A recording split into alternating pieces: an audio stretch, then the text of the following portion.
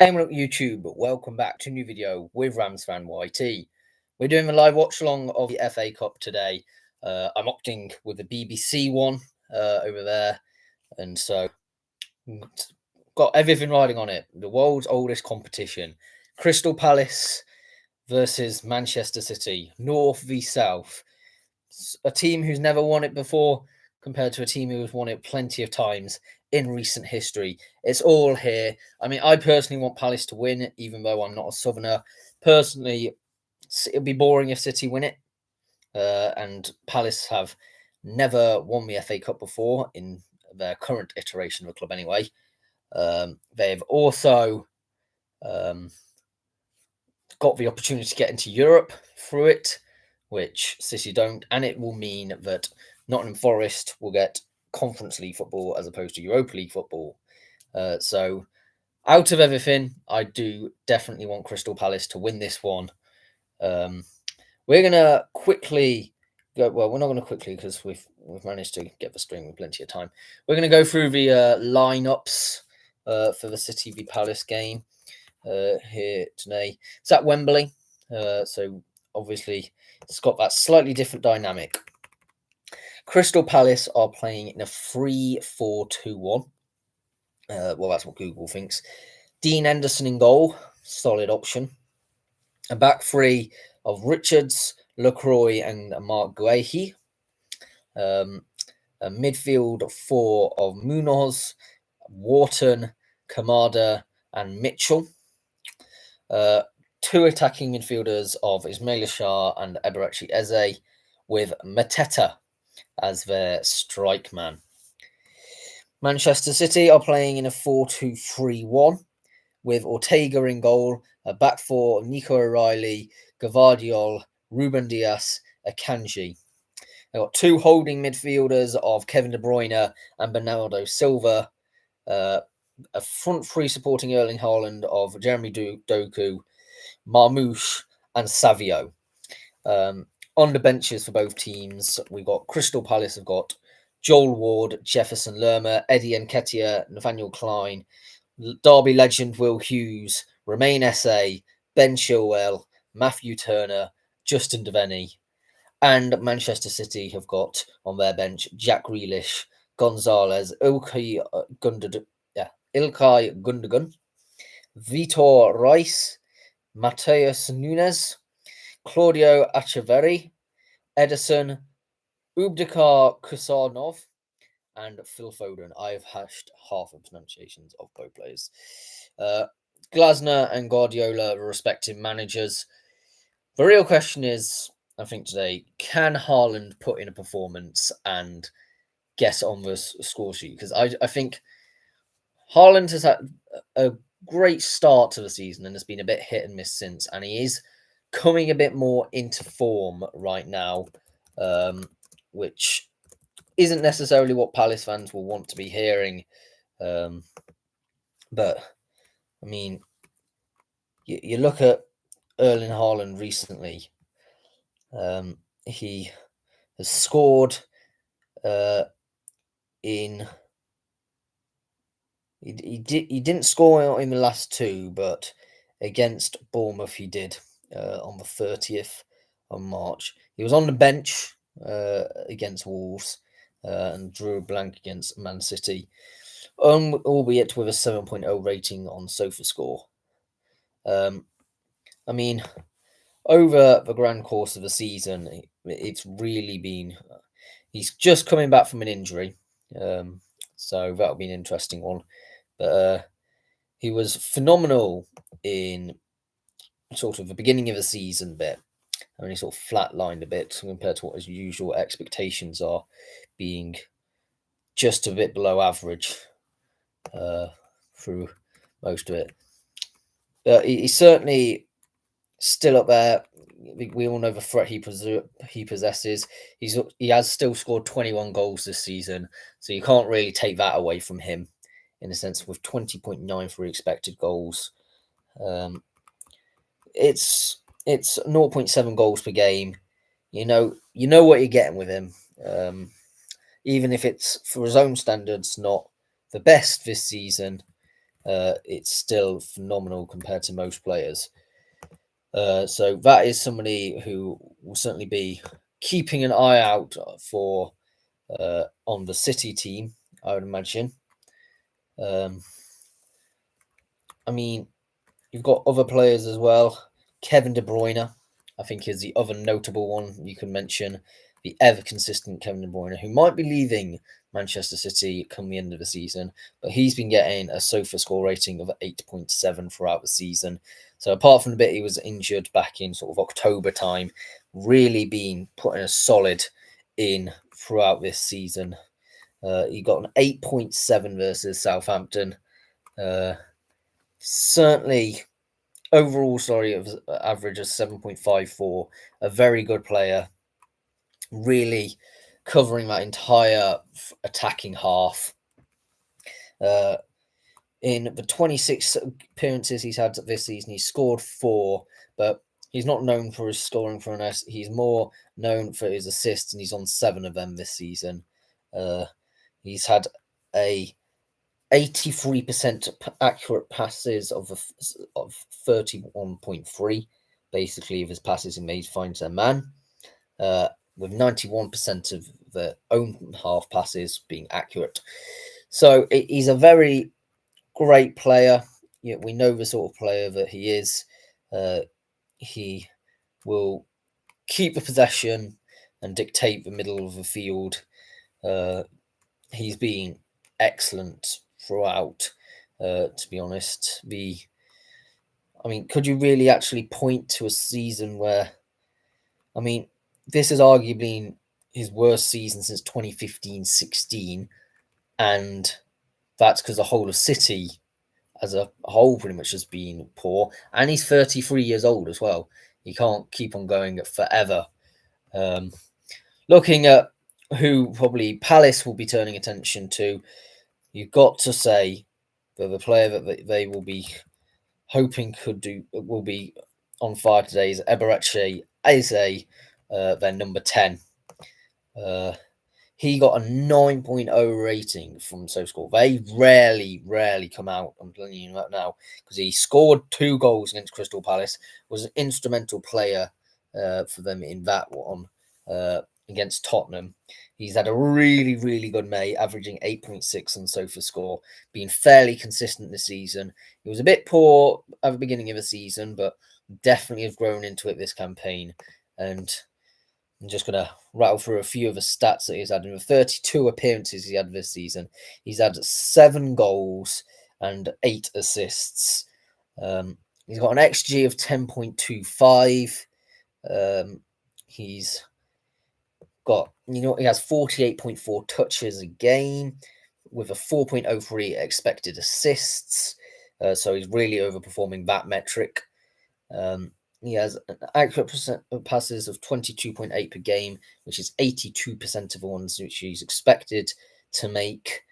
So yeah, that is he's a very solid player, providing the assistance to Mateta. We've covered Palace, I believe, on the channel already during their game against Doncaster Rovers, of which Mateta was instrumental in that game. You've got to say that Guehi, England international and captain today, will be a stern influence at the back. And Wharton as well, solid England player. They've certainly got pace in abundance as well, Palace. They'll be trying to utilise their wing play, which they were so effective in previous rounds. City will probably be more possession-dominated player. This is not a surprise. The captain is Kevin De Bruyne, not a surprise. They have their weaknesses this season, City. That's fair to say, but recently, they drew blanks against Southampton, but not very good against teams who don't like that traditional style of play of football. And I wonder if Palace can take anything from that, because they don't need all the possession to win this game. As long as they keep pressing, which they are so good at,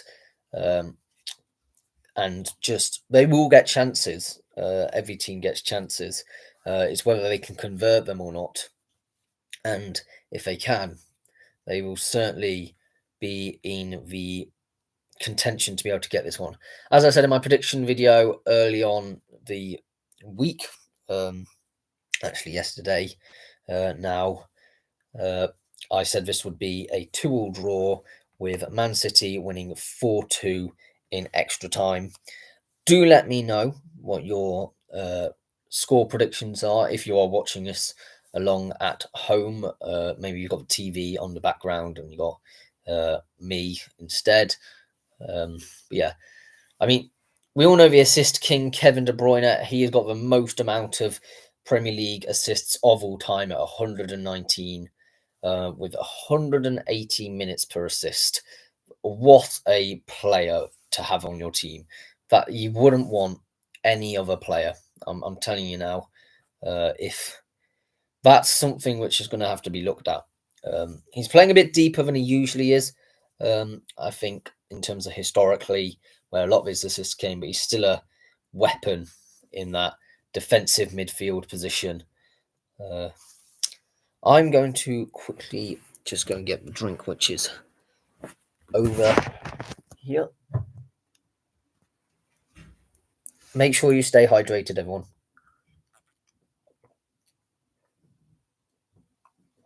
It's one of them days. It's really hot outside. If you're inside, it can be a bit deceptive. So keep refreshed. We are only 15 minutes away or so from kickoff now. And Prince William, the head of the FA, is making himself known to all the players. As usual, royal attendance at this final, this historic final. I mean, let's just go through a bit of Crystal Palace's past, shall we? I think it'll be interesting to see because they were runners-up in the FA Cup in 1989-90, where they ironically lost to the rivals of Manchester City, Manchester United. It wasn't a totally disastrous final. They only lost 1-0 in front of 80,000 people at Wembley. I mean, the one thing which fans will remember for that is there was two things. It was a replayed match after a 3-3 draw after extra time, with Mark Hughes scoring a 109th minute equaliser to take the game to a replay. And so in the replay, Lee Martin scored. He was only 22-year-old defender at the time. It was a bit of a risk to have him.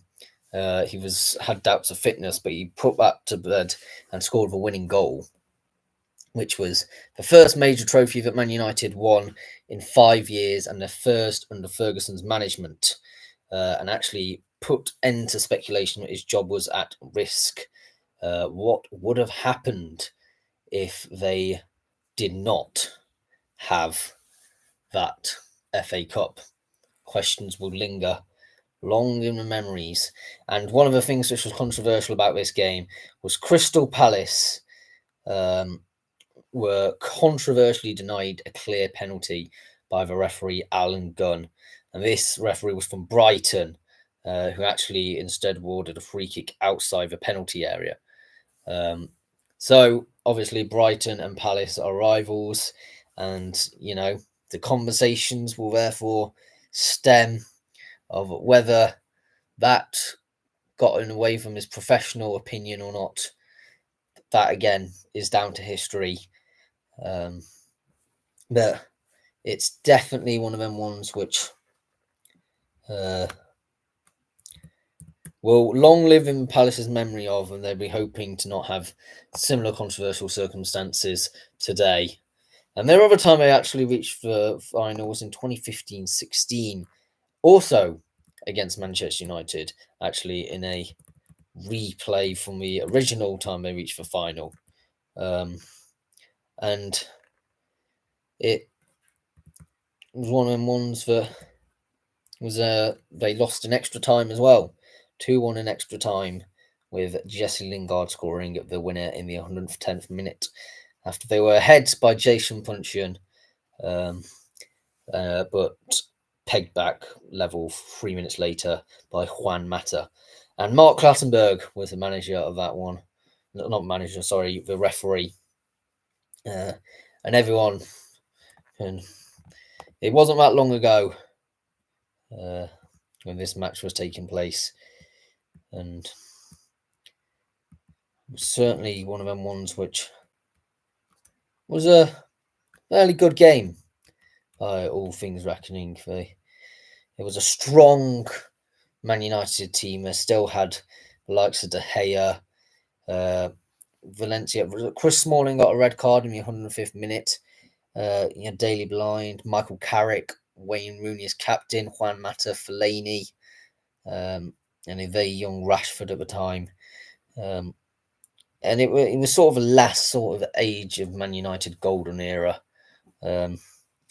Whereas Palace had on their team, well, Joe Ward, who's ironically on the bench today, started in that last one round. James MacArthur, bit Palace legend. Yannick Bolasie, well, if you know your Barclays Premier League, you'll remember Yannick Bolasie, eh? And of course, Wilfried Zaha, the legend of Palace, who has wiped out a return to the club he came and to love, and the fans love him, of Crystal Palace, having come through their academy and spent a grand total of, I think 8 years or so he was there. Pretty long time. He's got it with Galatasaray, and but he's coming out. Well, he's on loan actually at Charlotte FC, and it remains to be seen where the Ivory Coast International come or goes at the end of the season. I will certainly be interested in that. I mean, on the bench you got some classic names as well for that team: Jason Puncheon, Dwight Gale, and Emmanuel Adebayor. All incredible players from back in the day. The manager was Alan Pardew at that time, and Louis van Gaal was the manager of Man United. Hopefully, it's not another defeat at the hands to a Manchester club. That will be what Palace fans are hoping for. The players are all in the tunnel right now. We're not far away from kickoff. They just had some pre-kickoff display of some sort. Not entirely sure what that malarkey was all on about. Just stick to the game, you know. We don't want to become like America. You hear about it in the FIFA World Cup coming up. That they're planning on doing a like halftime show and stuff. Nobody wants to see that. So yeah, just get on with the game. They're all coming out now, the players, to a huge fanfare. It is, of course, the FA Cup final. So, as you would probably expect, the players are dead focused on the task in front. There's flags everywhere. I think Manchester City are unveiling a massive tifo sort of thing, and Palace already have a tifo as well with flares and coloured smoke, pyro. That's what it's called, coming out. So there's plenty of atmosphere being generated in Wembley by the looks of it, which you always love to see. It's a great day out for everybody. And they are going to be doing the national anthem, I would be expecting. I think that's the usual for the FA Cup. As Prince William comes out, I don't know if he is going to shake everyone's hands or something like that. Yeah, he's in the process of shaking everyone's hands. Up the Rams, indeed. We're not in the FA Cup final, alas, but we won it back in 1946, and we can still claim that over a lot of teams in England. And that's certainly exciting times next season. Martin Ryan, we'll see where Derby finish. We'll see my predictions coming up in a couple of months' time in terms of that. I'm excited for what John Eustace has to offer. But let's focus back on this game. Got Olive Glasner as at the helm of Crystal Palace, a very technically driven man. He likes his analysis. He gets good players from a championship who are young and exciting, and transitions them into ballers in the Premier League. Players like Romain Esse, Eberechi Eze, Elise, all of the sort of people who are on that sort of project, which came through. I don't know if Mateta necessarily was, but let me just check. No, Mateta came from Mainz, but a lot of them come from Championship in the London sort of area. Just to quickly run through a game lineup, you got Crystal Palace have Henderson in goal, Richards, Lacroix, Kwehi as a back three, Munoz, Wharton, Kamada, and Mitchell in the middle four, Ismail Shah and Everett Azzi in front two, supporting Mateta. Whereas Manchester City have got Ortega in goal, a back four of Akanji, Diaz, Garvardiol, and O'Reilly. A midfield holding two of Bernardo Silva and Kevin De Bruyne. They've got a it's just gone off the screen now. Up front, they've got a front three supporting Erling Haaland of Savino, Marmouche, and Doku. So it's certainly interesting. It's quite interesting seeing them actually do, in a sense, the national anthem of England, because a great many of these players aren't actually English. That's sort of the way the Premier League is now. I think only Nico O'Reilly for the Manchester City squad is English. Is actually Nico O'Reilly? Maybe even he's not. But I'm pretty certain that Nico O'Reilly is. Yeah, Nico O'Reilly is the only English one for Man City. But the rest of them, like a lot of the Palace players are English as well. So maybe it'll be a bit more to them. So it'll be interesting. Pep Guardiola, regular in this competition, knows what it is to get the job done.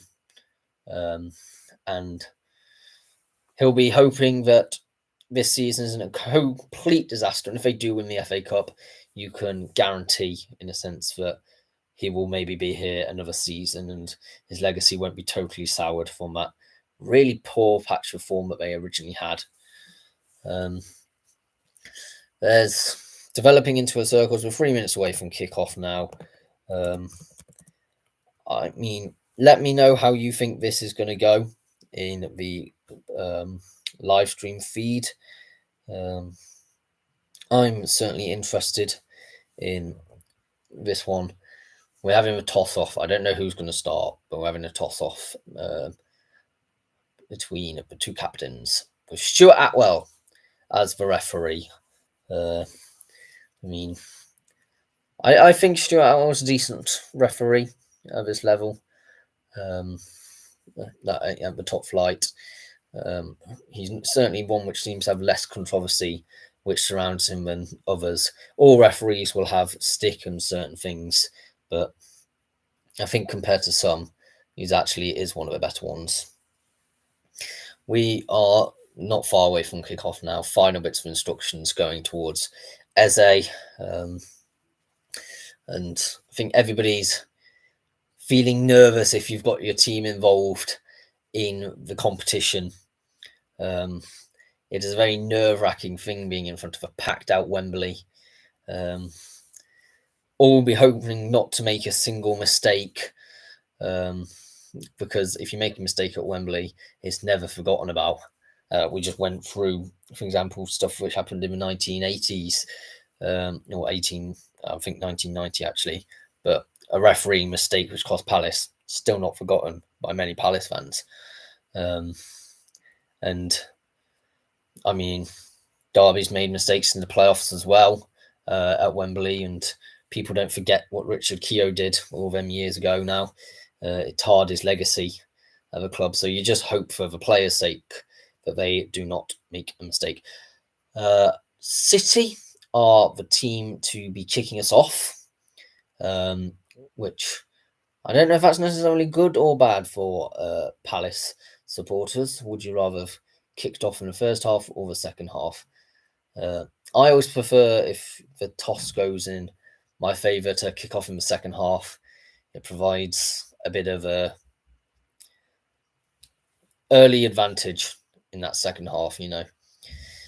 It's a 50-50 approximately of the sunlit pitch and not, going almost directly across the halfway line. In that beautifully sunny day over Wembley, under that iconic arch. Kickoff should really be have started now. It's actually Palace who are kicking off now. They've completely changed sides as well. Not sure what's going on now. Mate, it's half-assed. Kick off, please. We're all been waiting here patiently.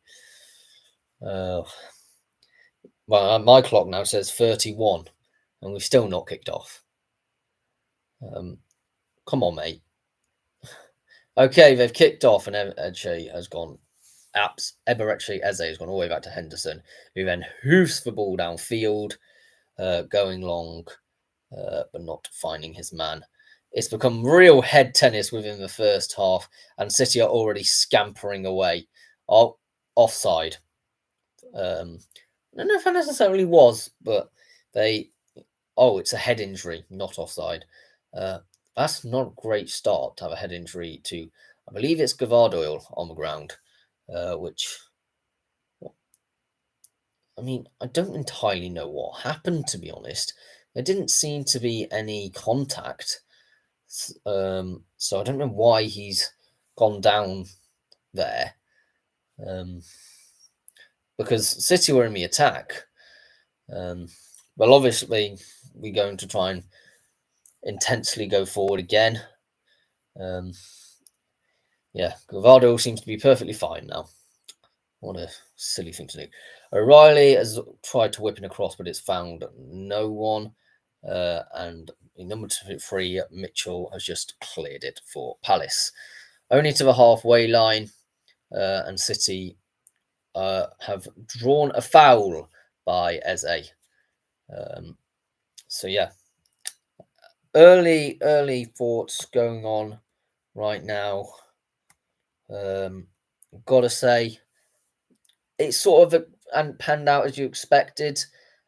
City being in the ascendancy, with Palace sort of being up in their faces. They are pressing, which is always good to see. It's out wide with O'Reilly, the City Academy product. I mean, if you're Palace, you know that you're not going to have a lot of the ball, so you just need to make sure that you apply enough pressure that City will feel under threat. And I can guarantee that Palace will be able to do that. It's a big pitch, Wembley, as well. Bigger than a lot of other pitches. That's what ex-players always remark. So, of course, if you're playing on it, you've got to utilise that space, which I think City will do to great effectiveness. Held up here by Ruben Dias, who's actually almost in the final third. It seems to be a back three because O'Reilly is constantly forward, as you'd expect from a wing back. But they don't seem to have replicated that on the other side necessarily. Bit of a poor pass that has forced Gvardiol to go all the way back into his own half. O'Reilly now doing a little bit of trickery. It is incredibly boring sometimes to watch City's build-up play. It must be said. It's out on the far right, I think, with Savio. The City player's gone down, but there was no foul given. It's going out for a City throw-in instead. Not sure what that was all necessarily about. But yet again, it's in the centre circle. I think every team, both teams are a bit nervous trying to find their way into the game in these opening 5 minutes, looking at which avenues they can go in. City trying to utilise the wing play a bit more. It's a bit crowded in the centre at the moment. Effective in formation, I would say. To a man, the marking for Palace seems to have worked, and defensively, they've been very, very solid. That is cleared there by Eze, only to the halfway line. But it was good defensive work from Eze there. He did what he needed to do.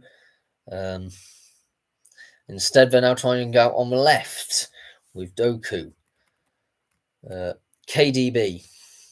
Oh, intercepted pass, but it was a foul was given to Palace as the player who received the ball, who I've now actually... That is the worst camera ever, BBC. Thanks for the mist.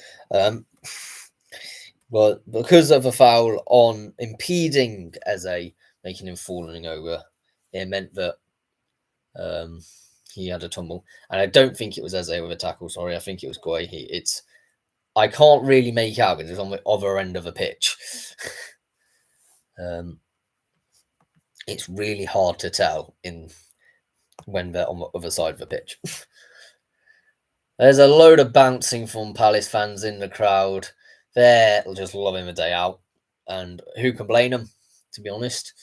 I'd love to be there in the sun at Wembley. City will come again in their predictably slow, droll build-up manner of distributing play across the midfield lines,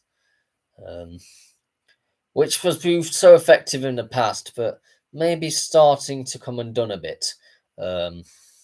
With they're not doing amazing, obviously. Well, that's a great save by Henderson.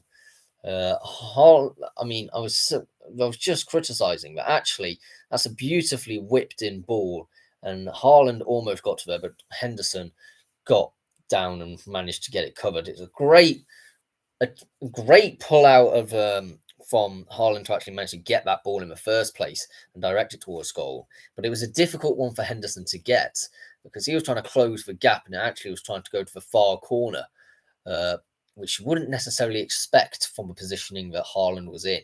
So Kevin De Bruyne will take this corner, the first corner of the game.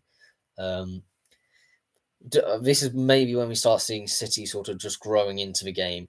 The first ball's been headed out, and that is well defended by Palace in the end. City, of course, will come again, but they saw that phase of play through, which certainly something I wasn't necessarily expecting to see such a great save initially. Oh, Henderson was maybe caught lacking a bit there, and it has been given a corner because it was a looping over ball, and I don't know if he necessarily was... I mean, he's grabbed it midair and fallen out of play with it. Is what's happened there. I mean, it was an awkward one to get from where his positioning was, and I think City saw an opportunity with Henderson a bit off his line. It's another corner then. It's whipped into the middle, headed straight up and out and wide, but a second chance to recycle possession. City in the box, pretty much all their players apart from a couple or not. But this Kevin De Bruyne caps out any counter-attack. That could have been dangerous if that was the case, because we all know how much pace that Eze has on the ball. A longish throw by Kevin De Bruyne, and they're going to try and switch play again with pretty much all of Palace's players in their final third. They're getting pinned back here by the possession of City. It's going out, but no. Richards did a solid job there. And Mateta is going to press the goalkeeper here. I mean, Ortega was not really ever in danger of spilling that. But it shows what Mateta's about. He's a fox in the box. He's going to try and rat away and make sure that the other team uh, have pressure applied onto them. City in the centre circle now with Gvardoil, who is going to probably push it out wide, I imagine. Out wide left. Oh no, he's going infield instead. It's a very progressive play, and I think the thing is, City utilising the pitch to their full extent, and you can say that Palace need to be pressing it more. But if they press too much, they'll be either caught with the incisive passing or they'll tire in the second half. So sort of just let City have possession in a sense. Because if City have possession and it's not doing anything, it doesn't matter. Oh, that is a interesting fly tackle. He did get the ball, but he also got two players, and whoever he was, the second player he got is still down on the floor. I don't know who did that tackle. Doku was trying to get it in. It's out wide with O'Reilly. With Doku now, back to O'Reilly. O'Reilly is really utilising his teammates and getting 1-2s all over a shop here. I think the player who was on the floor has gotten up now. But yeah, it was an interesting one. I don't know if we're going to have a replay of that tackle. It's gone out for a corner. I mean, wasn't necessarily the tackle which would be expected from City, to be honest, but it was one which they made all the same. Haaland will be looking to get his big Norwegian head onto this corner, which will be whipped in by probably a Kanji, I'm going to say. And it's whipped in the middle towards goal, parried away by Henderson, and then fully hoofed clear out to Pep Guardiola's technical area. Good reflexes there by Henderson. You can see why he's such a good goalkeeper at this level. He knows, I mean, he's England's second choice potentially, or third choice. Depends. It's between him and Pope, who's second choice, I would say. But I certainly rate Henderson quite highly. Have done since it was at Sheffield United, wasn't he, Dean Henderson? And although he got relegated with them, it was certainly a good player. And he seems to have found his feet at Palace quite well. The Cumbrian lad from Whitehaven. And that, I think, is going to be another corner, potentially, from Savio's great work. I think it's Savio who's a corner kick taker, actually.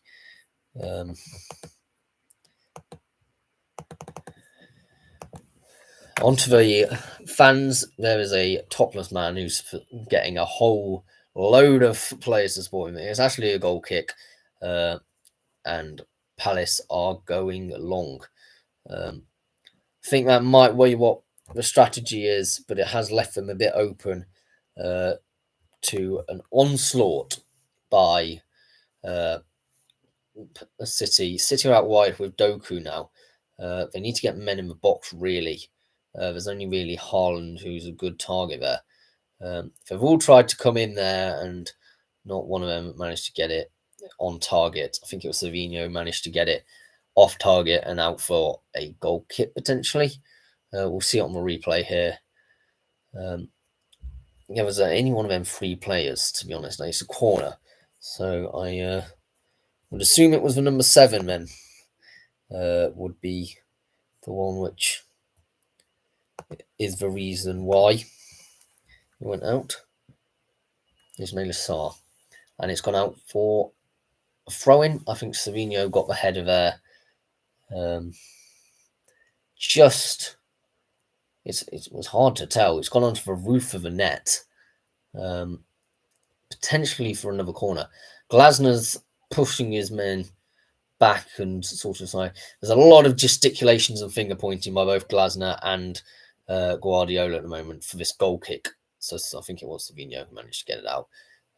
Similar routine, almost identically, and predictably, City end up with the ball again.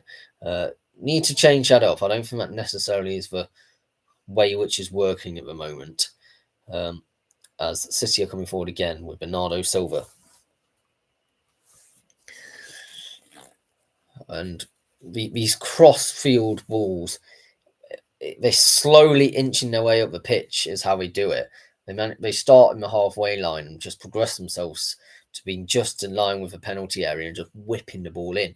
That's why Erling Haaland is actually such a threat. He's been quite quiet, but when he gets the ball, he's had that probably best chance of the game so far, and you can really see what he's all about because he can score for days because of his positioning.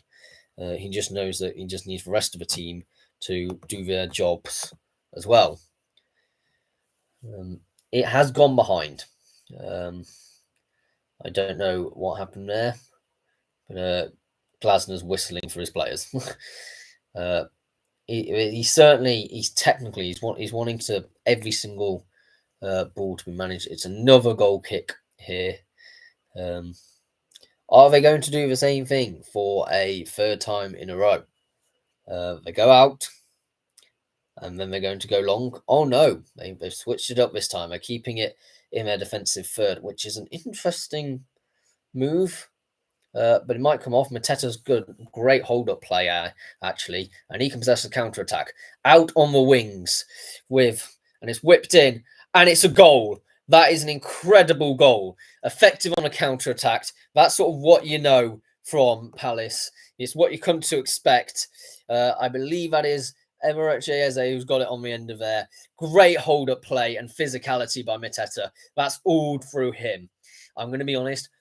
That is entirely his great play. He got found. He used his strength to muscle off a defender, passed it off quickly. Eze will be the one with a goal, but I must say, Mateta to find his man and then receive it again and then find his man again. He's done all the plaudits for that because it's gone really long.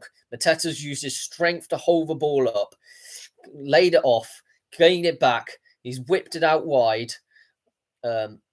There's an infield cross, and he's just left that for Eze to absolutely win. I mean, that cross is pin perfect as well in a cross-field pass. I think it was Sarr which will get the assist for it. Bottom corner, Ortega, no chance. But that is a sort of thing that you would expect from Palace. A great set piece routine.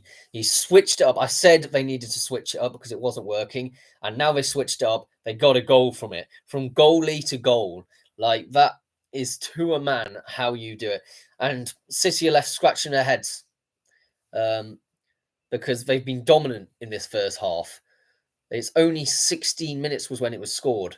This game is dragging by the sound of it, but it was 16 minutes in. And you can just see the effectiveness that Palace had from that set piece. Great sliding tackle by Richards as well. Love that player. I do think he is an amazing player. He may be American, but he does know what he's doing. I mean, from 15% possession, I'm just saying 15% possession and only 26 passes and one shot, Crystal Palace are 1-0 up. Like, it's not all about possession, and this is what City's weakness was against Southampton. But Southampton don't have any real good goal-scoring threats, whereas Crystal Palace do. This is part of the problem which City have had. I mean, City are in the opponent's penalty area now. But again, Richards is there to deal with the problem. Another great defensive piece of play by the American. You can have all the possession in the world, but if it's not clinical enough in the final third and against a very strong defence and you can't break down that defence, you get caught on the counter by rapid play. that is what Palace will do to you. They'll rip you open. They don't need more than a few opportunities to score that goal. I mean, again, great defensive work. I would have said that's a foul there, ref. But it's got all a bit scrappy there. But now you can see Crystal Palace have got that confidence in them, and it's gone out wide again. Going forward with Tyrick Mitchell onto Eze. Goal scorer, of course. Out again to Sarr on this side. Into it. Oh, Ortega has made the save there. But that was almost a great goal there again. I'm not sure who it was who actually got it in the end, but City will try and get on the cat. It's really opened up now. I think there's claims for a free kick for a push against Savinho. I think it was Sarr who almost got the flick on in that opportunity. Or was the no? I mean, it was Munoz with the trying to get the assist and Sarr trying to get the back heel round. I mean, he got it a bit late, and so it did mean that Ortega could get there. But great opening sort of 20 minutes for Palace. For 1-0 up, their sails behind their back now, and they're looking a bit more positive. The belief they can win this, because defensively, I think Palace are quite a solid team. They work well as a team in defence. We've already seen Henderson pulling off a masterstroke of a save. Some great defensive work by Richards and Guehi already. LaCroix, I'm not too sure. I think he's done a bit of work. We'll find out at half-time a breakdown of all the SofaScore stats.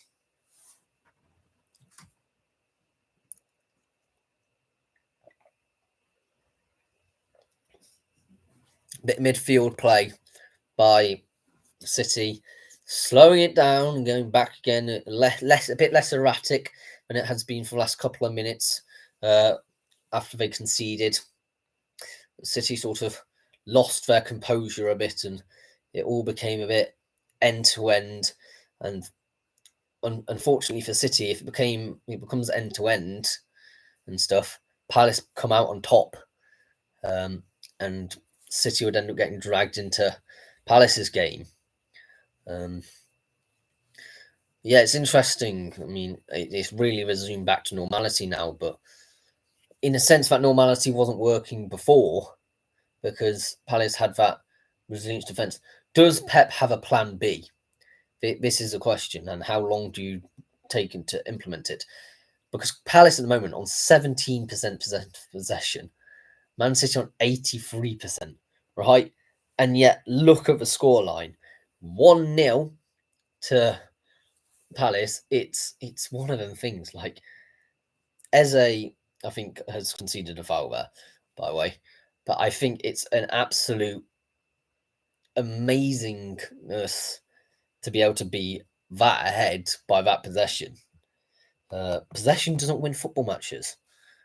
This is what we're learning the old school way. And again, Palace coming forward. I think that's Sarr. He sort of missed everyone, but Eze will try and get it. Yeah, he's managed to keep that in there. He has got options, but he's also got a surrounding of defenders of him at the moment, which is quite an issue because when you're trying to get them options, you need to try and find the right pass. And yeah, City are cleaning up, but they're still forward and pressing, and that's a long ball by City. You don't often see that. Trying to look for Erling Haaland. That was risky play by Henderson. Haaland still has it. He was very off his line there, Henderson. I wouldn't have necessarily thought that would have been a wise decision. There was two defenders already covering Haaland, but it's proved to be enough, and it's gone long. And again, Mateta will chase. Is that Mateta or was that Eze? I think it might be Eze. He's on to the chasing of that. And it's gone out for a throw in to City. Just looking back at Erling Haaland thing, there is question marks. Was that hand in the box when he threw it? He was in the box, but was the hand in the box when he palmed it away from Haaland? I'm gonna say just yes. But if not, that's a straight red card. So that is going to go potentially to VAR. It wouldn't be ideal for Palace to have to bring on a goalkeeper because their backup goalkeeper is Matt Turner, who isn't really, he is on loan, but he's not really that experienced. I mean, he's 30 years old, but in terms of actually experience in the Premier League, he's only experienced 17 games for Nottingham Forest. Most of his time has come in America. So you wouldn't want that if you were a Palace player. And obviously then you got question marks of who do you bring off? Then Chilwell, for some reasons, come onto the pitch to talk to Henderson. Kevin De Bruyne is still having a vigorous conversation. I'm just looking at this here. It's really hard to see from that angle. I think that's out. That might be out of a penalty area. But there's always something controversial. As I said, if there's something controversial, then that can mark an FA Cup. If Crystal Palace win this by 1-0, all City fans will be pointing for a long time later that that Henderson should have been sent off. I said it was a risky play. I mean, he's managed to live to see it another day, but it was certainly, I would not have done that if I was a goalkeeper coming that far out and palming it away like that. It was, I mean, Richards has just conceded a foul there. He's just straight blocked off the run for Doku. He's just stood his ground. No attempt to get the ball, just get the player to run into him. I mean, in a sense, actually, he's put his hands behind him to stop him. But he's put his body in the way, and that sort of, I don't mind that from a defender. It is a foul. I actually should have been a foul, but it apparently wasn't. It's a goal kick. I think it should have been a foul, but real dark arts of football being employed by Palace at the moment. Wharton lifts it up, and into the sunshine it goes. In this sort of late afternoon, early evening period. It's gone out for a throw in. There was all a bit of a tick for tack. Mateta was coming out to help Mitchell battle against Savio. And I mean, certainly the muscularity of Mateta that's definitely a word. The muscular nature of Mateta is a huge advantage. They're going to go for a long throw here. I think Richards possesses this. I mean, obviously it's on his side, which he isn't usually in, so he's going to have to rapidly get to the end of the pitch. But if this is a weapon they can use, it's up in the air. It's all real bit of aerial tennis. Wharton's tried to get onto it. It's behind. Richards has done a great job to header that down. He's on the wrong side, and he's got kicked that out for a throw in. Great covering work on the other side, inverted in a sense. It's not every day that a player can do that work defensively, but it's given time for Palace to get back into shape now, which was slightly dragged out because of that long throw. It's a double-edged sword, isn't it? Because that long throw is clearly a weapon which they can use if it finds the right person, that sort of old Delap thing. But because of the position that Richards has on the pitch, as that the left back, it means that he has to come right over to the other end of the pitch. If he was attacking right, that's the opposite side for him, the place he needs to be. So in a sense, he's almost lucky that actually City decided not to switch play to the other side with a long ball, because that, for me, what does Man City need to do today to lift the trophy? That's a great question, because obviously they're doing it very possession based football and doing what City usually do, in a sense. What I would say City need to do is actually think a bit outside the box, outside what they usually do, because people have sort of figured out City this season. For years, they've not really been a team which has been managed to figure out. But now that they have been, in a sense, and um, maybe even back to traditional route one, Erling Haaland is a great target man, and um, Palace have the pace, but they don't necessarily have the aerial ability that is, in the defensive half completely.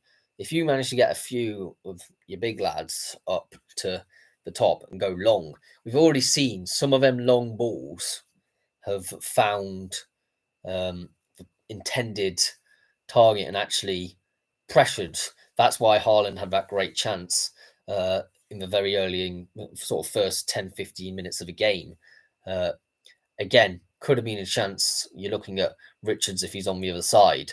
So yeah, just a bit of a long ball, as opposed to trying to keep it constantly on the ground in possession, because on the ground, Palace is actually quite good with the ball at their feet, because you're looking at it now and it's into Henderson's arms.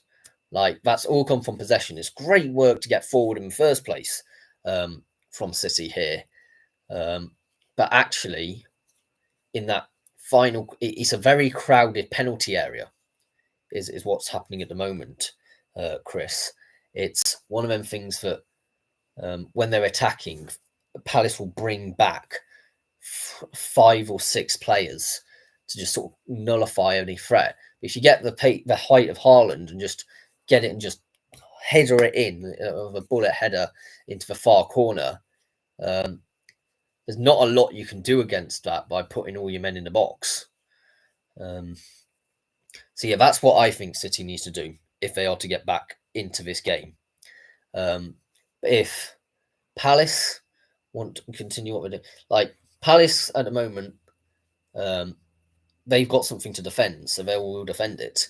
But they've also not sat back and just enabled soaking up the pressure. We've seen a couple of already gilt-edged chances to build their lead already.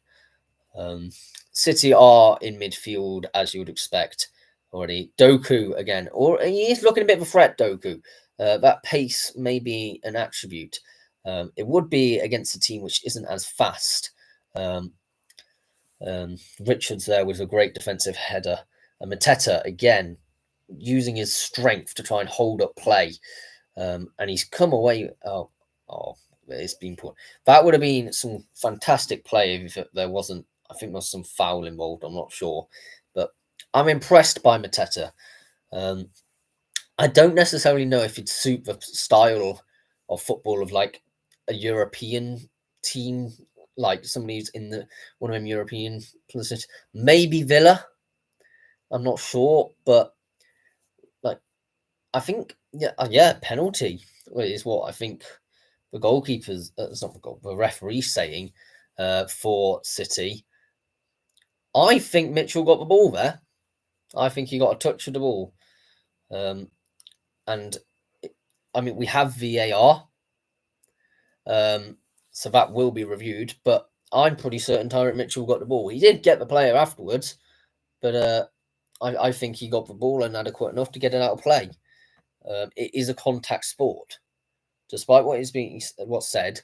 It's a contact sport as long as you get the ball. Like, I think that would be a very, very soft penalty to give away,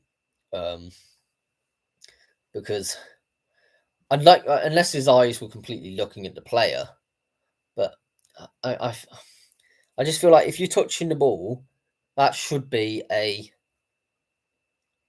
that should be fine. That should be a corner. Now he has got quite a bit of Bernardo Silva in it, but if Mitchell's got the ball, let's just see it slow down. He's got the ball, and then Bernardo Silva's fallen over. Like, I'm not sure entirely what the defender's meant to do in that position, right? Because if you're the defender, your main job is to stop the ball going into the net, right? So what if you have to extend your body out and kick the ball out of play, then that's what it is. But now, unfortunately, the way that the game's gone is there's no favoritism towards those who are the defenders, the defensive players, because they want to see more goals. So it all goes into the favour of the strikers. And so, ironically enough, not Haaland who's actually standing up to take this penalty. Maybe this is how City get back into the game, by a slightly dubious penalty. Maybe this will cancel out Henderson's blunder from earlier. I mean, one of these players is going to make themselves a hero. Will it be Henderson or will it be Marmoush? Marmoush is over. The whole ground's gone silent. You can tell. I've not even got the volume on, but you can just tell how much that means. That will be a heavy talking point we'll have during half time. Great save by Henderson. And another one to stop Haaland from scoring. Henderson has made himself a legend at Palace forevermore. That is an incredible save that he has done. He's parried it down from there. Haaland has been rapid to come on for follow-up, but Henderson's got back up. I mean, it was a difficult penalty. It was going towards the bottom right-hand corner, and he's gone and parried that amazingly, and he got the follow-up. And now Palace in the other half, Ortega have got it in the penalty area. But my days, what a save. I mean, Henderson, I've got to say, for me at the moment, man of the match performance. There was a questionable thing about whether he should still be on the pitch or not, but seeming he is, I think he's done two incredible saves. Well, three, because it was a back-to-back save from a penalty. And all of them, I think, no goalkeeper, like a lot of goalkeepers will not be able to stop that. So yeah, I must say, absolutely solid. Streaking forward, Munoz. He has got some pace on him, that lad. Been impressive as well.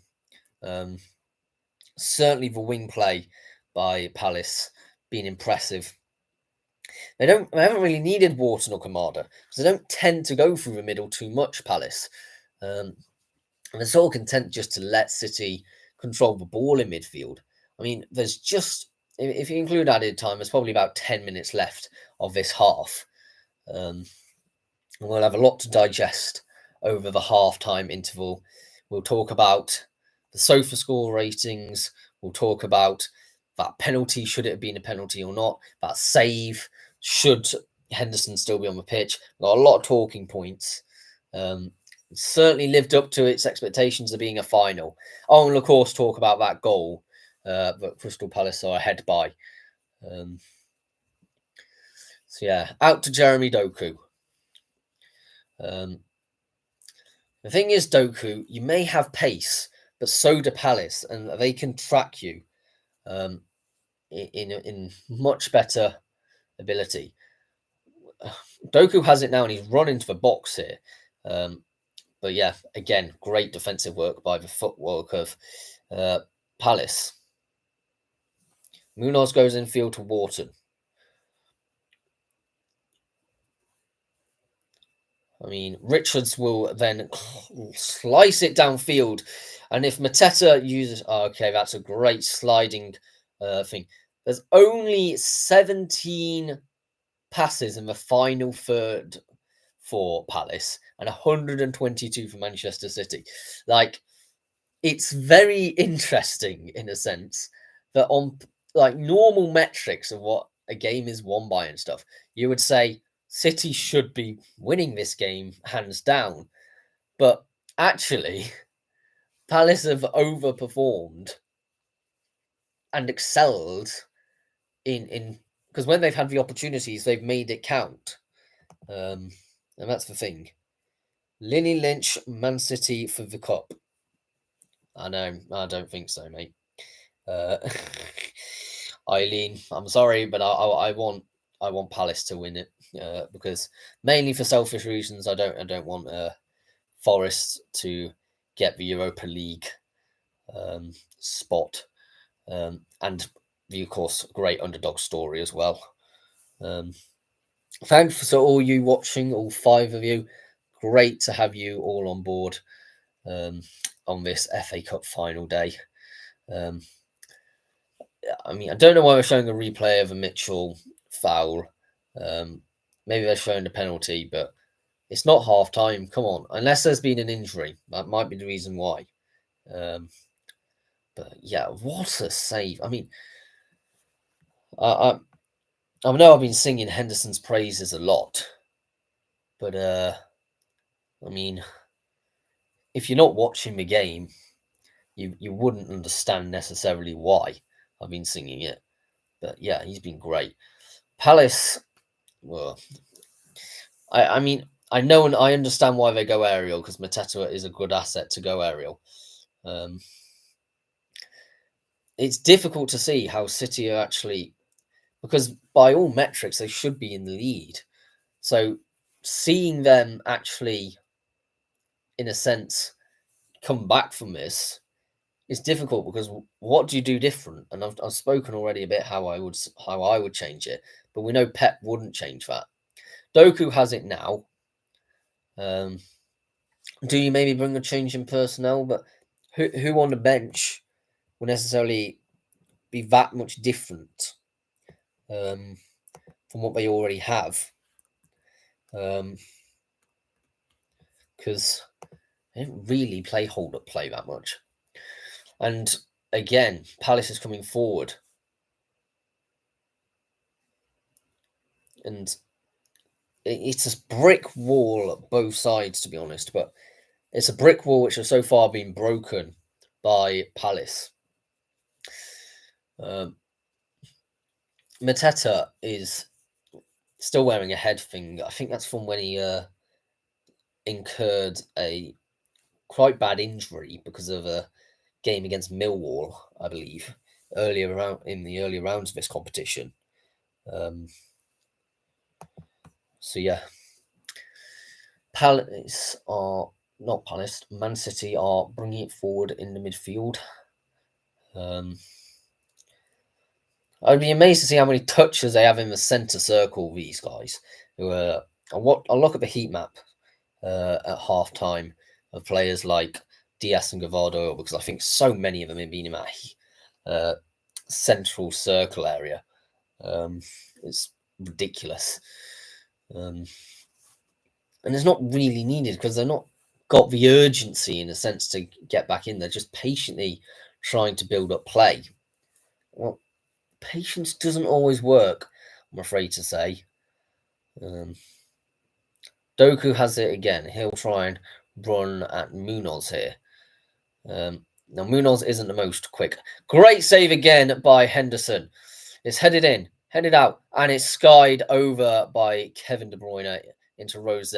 Henderson with a fingertip save. Another great save by Palace's goalkeeper. I think at a moment, I'm going to have to be man of the match. That's a fantastic save. Doku's got past Richards, and it's a fingertip save by Henderson. Great aerial header there by the number 6 for Palace, the Guehi himself. And then, in a sense, quite lucky that KDB just snatched at it and it went floating off into Rosad. So it's a goal kick. A great bit of defensive work again from Palace. They've gone long this time, which is very interesting. Headed up by Sarr, but there's no second balls, and it actually gone quickly this time, City, but to no avail. and that's an incisive pass. But yeah, that's because Mateta is miles offside. Yeah, fairly obvious callback. Okay, that was just a bit unnecessary by Akanji. Um, I know Mateta had the ball, but and he was running it to where the offside was initially happening. He did not need to go and push him over. Like that is just poor sportsmanship. Um, I mean, Mateta looks like he's actually injured himself there because he's just been pushed to the floor. Now, if he's probably making an absolute meal out of it to try and get him booked, to be honest, and a miraculous recovery. But I'm sorry, there's no need for that in the game. Absolutely no need for that at all.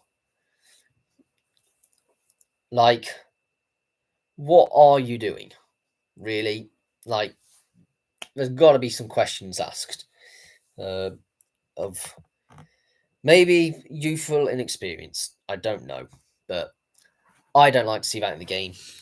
I don't mind like strong tackles and stuff like that, but I can't stand players pushing each other and that sort of just shove for no reason. Again, potentially another foul. Eze is down this time, the one penalised. Atwell will have a talking to Kevin De Bruyne, who's just sort of shoulder barged into Eze. In a sense, Eze did also go for the ball and towards him. There's 3 minutes of added time. I'm not entirely sure where that's come from, but nowadays, added time seems to come from everywhere and anywhere, doesn't it? If the ball's out. So, yeah, I mean, jovial first half for Palace fans. And for neutrals across the country, to be honest, because unless you're a Glory supporter, you don't, or from Manchester, you shouldn't really be supporting City. It's become a bit of an aerial ping pong at the end of this half, and you know, that's not. I don't mind that. Just seeing out the half by Palace, get into the changing rooms, and go again for the second half. I would be interested to see what Pep does at the halftime talk. Try to get to Haaland there, and that is going to be a goal kick. I liked what they were trying to do, and it could have worked. It was just you need someone to feed off Haaland if he's going to be that target man. Marmoush has been exceptionally quiet, by the way. So he's somebody that I'll be looking to potentially be bringing off, maybe for Grealish,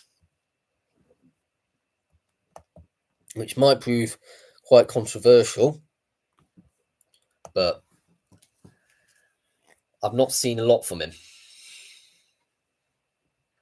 And in a team which is dominating from possession, if you're not in it and or noticeable, then what you're doing really?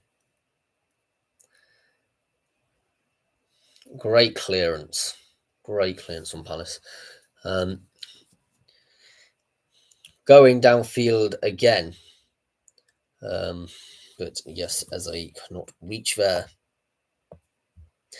As of course, with that goal, which is separating the two teams coming into this end of the first half. We've got about 20 seconds left. Munoz has just spun inside out. Jeremy Doku, I think it is. Switching play. I mean, this was all the range, wasn't it, about 5 years ago? That sort of switching play, possession-based team. Not really anymore. A great clearance again, I'm honest. And that's the end of the first half. Great. 1-0 to Palace at the interval. With, let's face it, the vast majority of the going forwards and domination of almost every stat is Manchester City, which is why, ironically, Manchester City have the higher SofaScore rating as an overall team at the halftime whistle. Which, let's be honest, nobody's unexpected for. Let's rattle through the current team's SofaScores rating, shall we? Dean Henderson on a 7.9. He is currently on course for the man of the match. I've waxed lyrical about him already. He saved that penalty, which was an incredible save down to his bottom corner. I think it was the right-hand side. He got the second one, saved that shot from Erling Haaland at close range.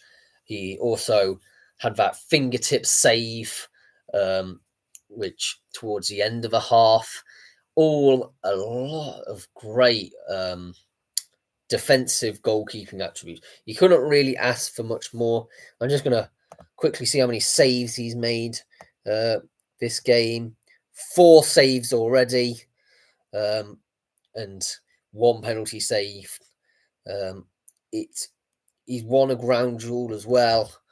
I mean, early on at Manchester City, were trying to utilise Haaland, and they did use space. And I'm just seeing the save in that fulfillment.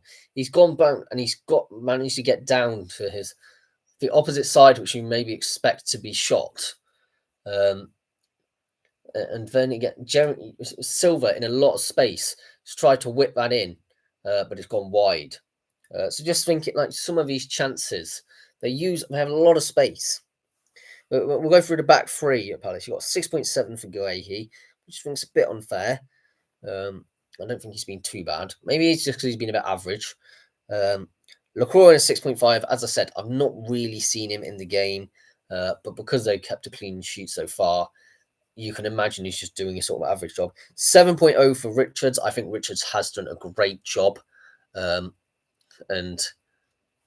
I mean, LaCroix was the person who actually did that really, who uses that really long ball as the threat to actually score. I think it's him who is the one who, I mean, he was definitely part of the initial set piece routine, which actually I didn't think was working. And then it changed slightly. And instead of going long LaCroix, he went wide instead. And then it was one to Mateta. Midfield-wise, Mitchell, 6.7. 6.5 for Kamada and 6.6 for Wharton and 6.9 for Munoz. Munoz with the assist. Other than Munoz, I think most of the midfielders have been quiet, especially Kamada and Wharton. Not much in it. Now, let's talk about that goal from Eze, which just means that he's on a 7.0 at the moment. And it comes at him great. Great assist by Munoz. Eze, obviously a Christian, doing the cross sign. Wholly support that. And yeah, he's managed to get that into the bottom corner. He's done a great job. I mean, Munoz has himself in great positions time and time again to whip them across. He had another one, which Sarr didn't quite manage to get on of. Sarr's on a 6.7, which I think's a bit unfair. That chance maybe was the reason why he's marked down. But I mean, he came at him in he came at him late, in a sense, and he couldn't quite direct it. Mateta on a 6.3, and I don't know whether it's because of the offside that he had, or whether it was because he hasn't scored yet. But whatever it was, I mean, I think that's incredibly harsh. I think he did great hold-up play. Now, Henderson definitely handled that ball outside the area. I'm going to say that now. Looking at the freeze frames, he may be the best player on the pitch at a 7.9 at the moment, but he actually is lucky, in a sense, to be on the pitch. But that should not take away from the ratings. If we look at City's team average on 6.83 overall, a 6.4 for Ortega, maybe I think I'm just looking at considerations that there is. I think it actually depends because his arm's quite outstretched, and I think it depends where the main body of a player is taken from the offence, not necessarily if the ball is outside the box. It is the majority of the body inside the box. Okay, I didn't know that rule. Thank you, BBC, for that. Ortega 6.4, as I said, maybe it's because he was the one who conceded that goal. I don't think there was a lot he could have done about it. The back four of Akanji, 6.8, 7.2 for Diaz, 7.5 for Gvardiol, and 6.7 for Riley. I mean, they've not really been too challenged. I said I would look at the heat map. Gvardiol mainly in the attacking left mid position,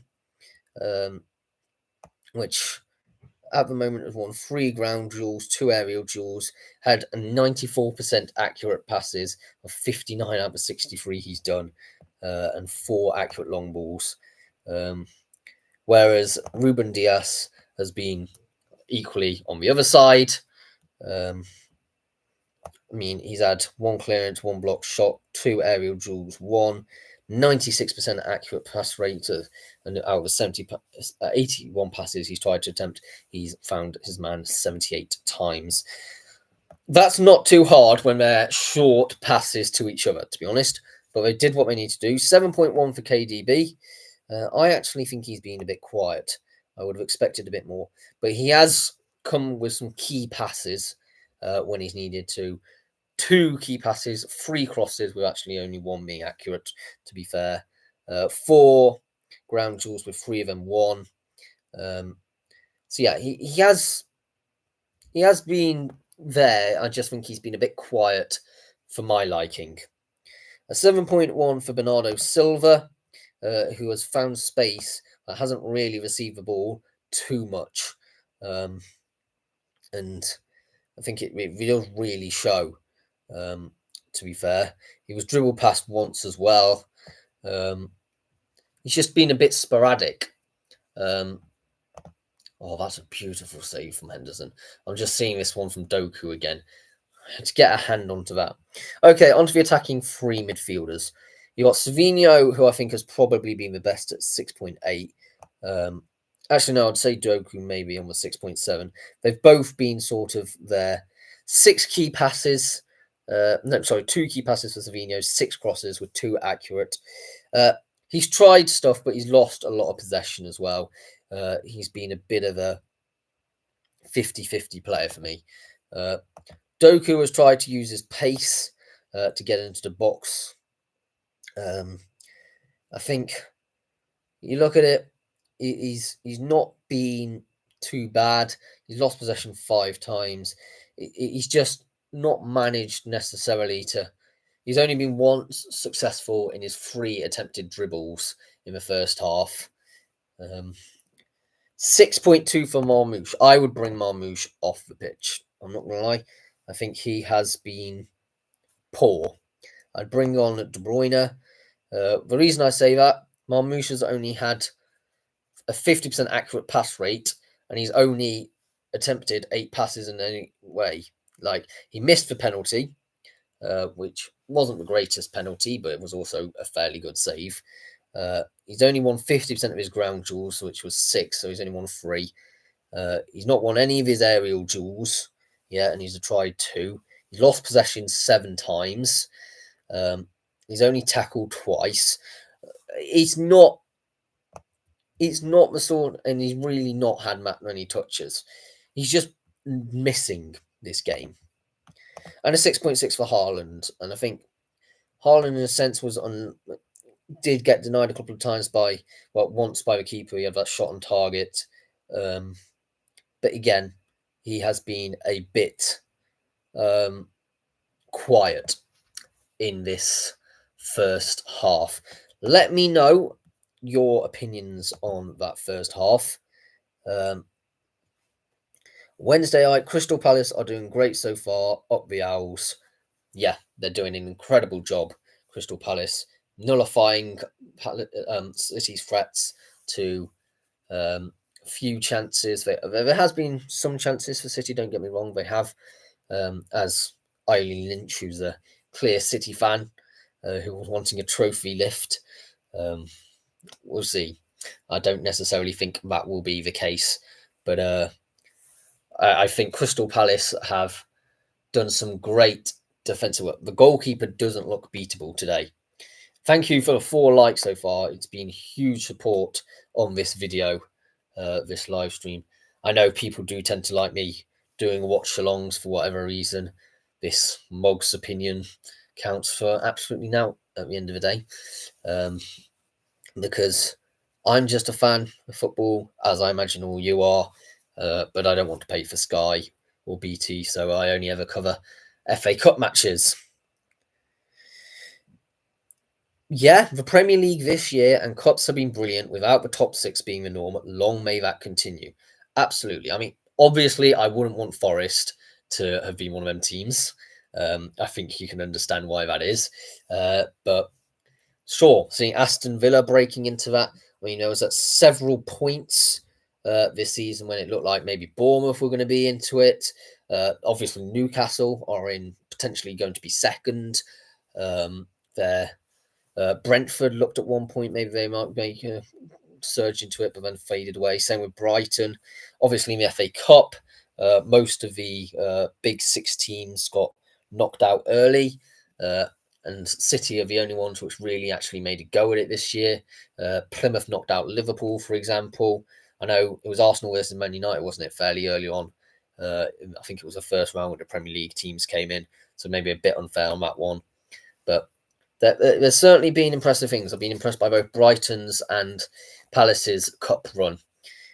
Manchester United and Spurs, where they are, is absolutely hilarious. It is. It's an absolute joke at the moment.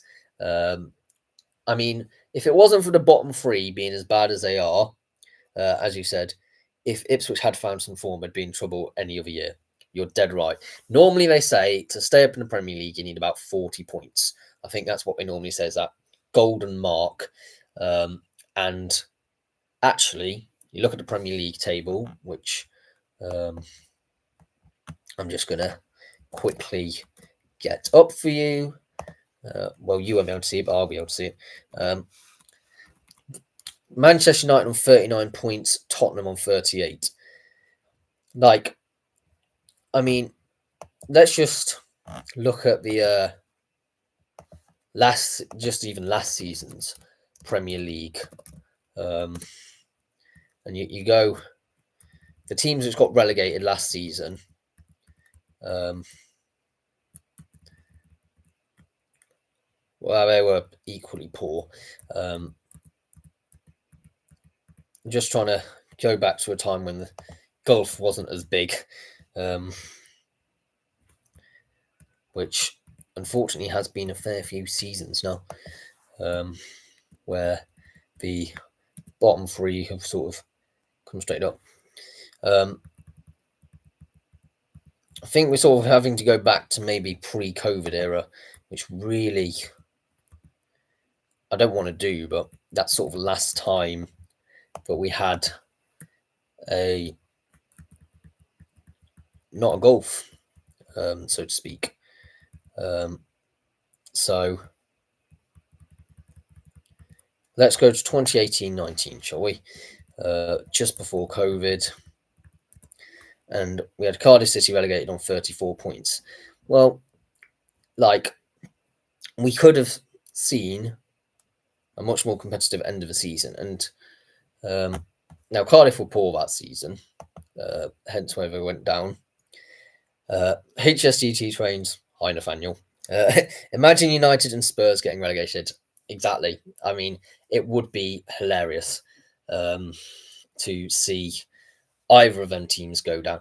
I think I predicted in one of my predictions videos, I don't know if it was last season or the season before, one of the predictions videos, I said that Spurs were going to get relegated as almost a bit of a joke, not really expecting it to do that well. I said 18th for Spurs, and everyone's like, "Oh, I know it's a joke, but what is this?" But actually, look at it now. I'm looking like an absolute genius from the past, um, and actually, they could get relegated in the future.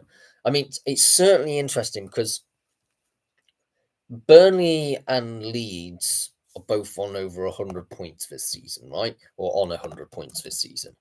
So they're coming up with some incredible form. Burnley only conceding 16, Leeds only conceding 30. So if in defensive wise they manage to keep as defensively solid next season, and I don't feasibly see Spurs or Man United investing in some great players because ultimately, well, whichever one doesn't win the Europa League, well you're trying to attract somebody to a mid-table Premier or relegation scrap even, although you do have name rights, which is a bit of a pull. But even so, if you're trying to say you can't guarantee European football to anybody, so you're going to bring naturally worse quality players in. So whoever doesn't win the Europa League final is in a bit of a pickle, really. So yeah, does depend on next season, as you said. Right, we have kicked back off, and Man City are instantly trying to make something happen. Early cross in, headed out, not that far, but now it's cleared on the ground clearance, and that's um, I mean they can press together as a team and counter attack. That will be an interesting one if they do that. Um, but yeah, I think Marmoush may still be on. I don't think there was any changes at halftime. Um, Tyrant Mitchell with a forward pass couldn't quite find his man. That's the first sort of proper forward play we've seen from Palace that hasn't actually really resulted in a cutting edge chance which could actually result in a goal, to be honest. Which really just tells you the narrative of how this game has been. There's only really been two and a half sort of progressive plays during 46 minutes of football. And yet somehow Palace are 1-0 up, which is great for all us neutrals. Yet again, City trying to use this wing play, and yet again Richards with a clearance. It is, I think, Savio who is the one who's attempting this sort of wing play. Bernardo Silva coming forward, and he's headed up, but not a great first touch from Haaland there. I think it was with his head, but he wasn't a great one. But just looking at that cross there, Richards isn't taller. He's had to leap over a very tall Haaland and still managed to get there. Like, Haaland should be winning these aerial battles. He's a solid, like, half a foot taller than most of these players who are in the defence. He's a huge giant, and yet he's not managed to get these headers. So I'm not entirely sure why, to be honest. And that is offside, unfortunately, for Palace. So that'll be dragged back as Kamada is involved with a coming together. Quiet player so far, Kamada.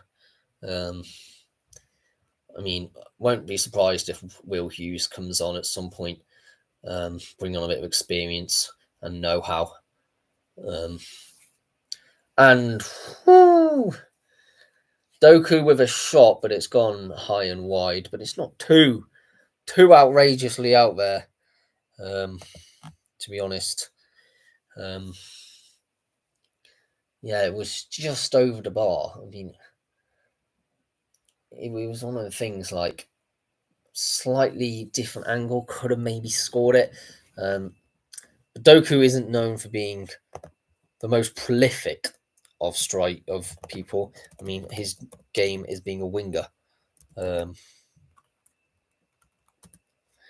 so, I mean, his style of play is definitely wing play. He's only scored 6 goals during his time at Manchester City in the Premier League. So yeah, it's definitely not how he's known primarily for playing.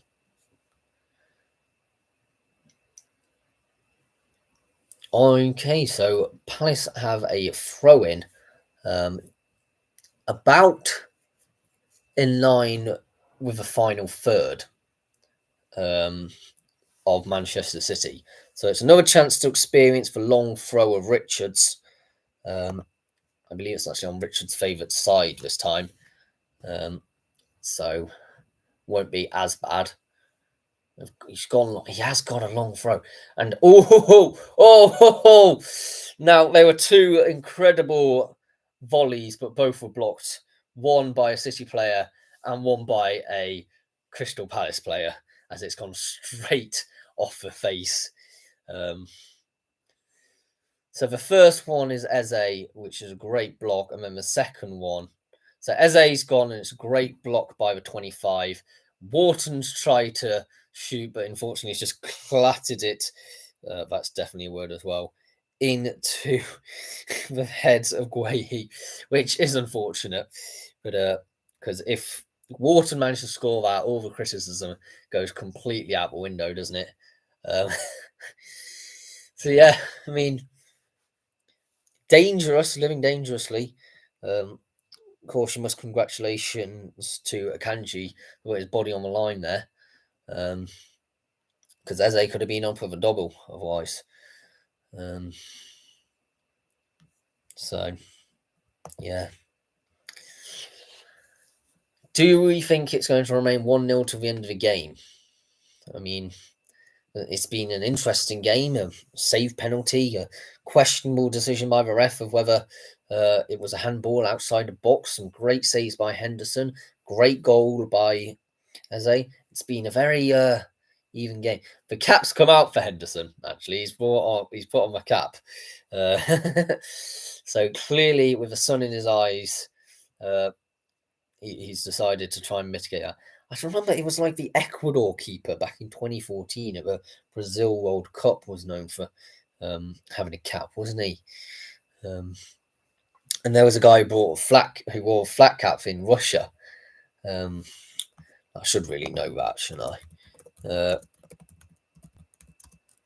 Now, Lev Yashin, that was it.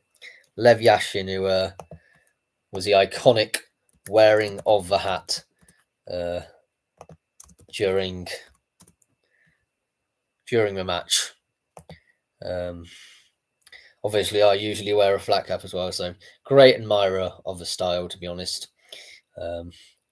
Inspirational player, really is. All the dignitaries, including Gareth Southgate, are all sitting in the technical area watching on. Wonder if Simon Jordan's there watching his beloved Palace. There is currently an injury, by the way, if you're wondering why I'm waffling.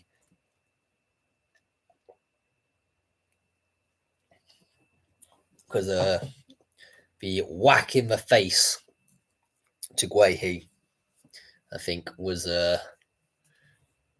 meaning potential medical assistance.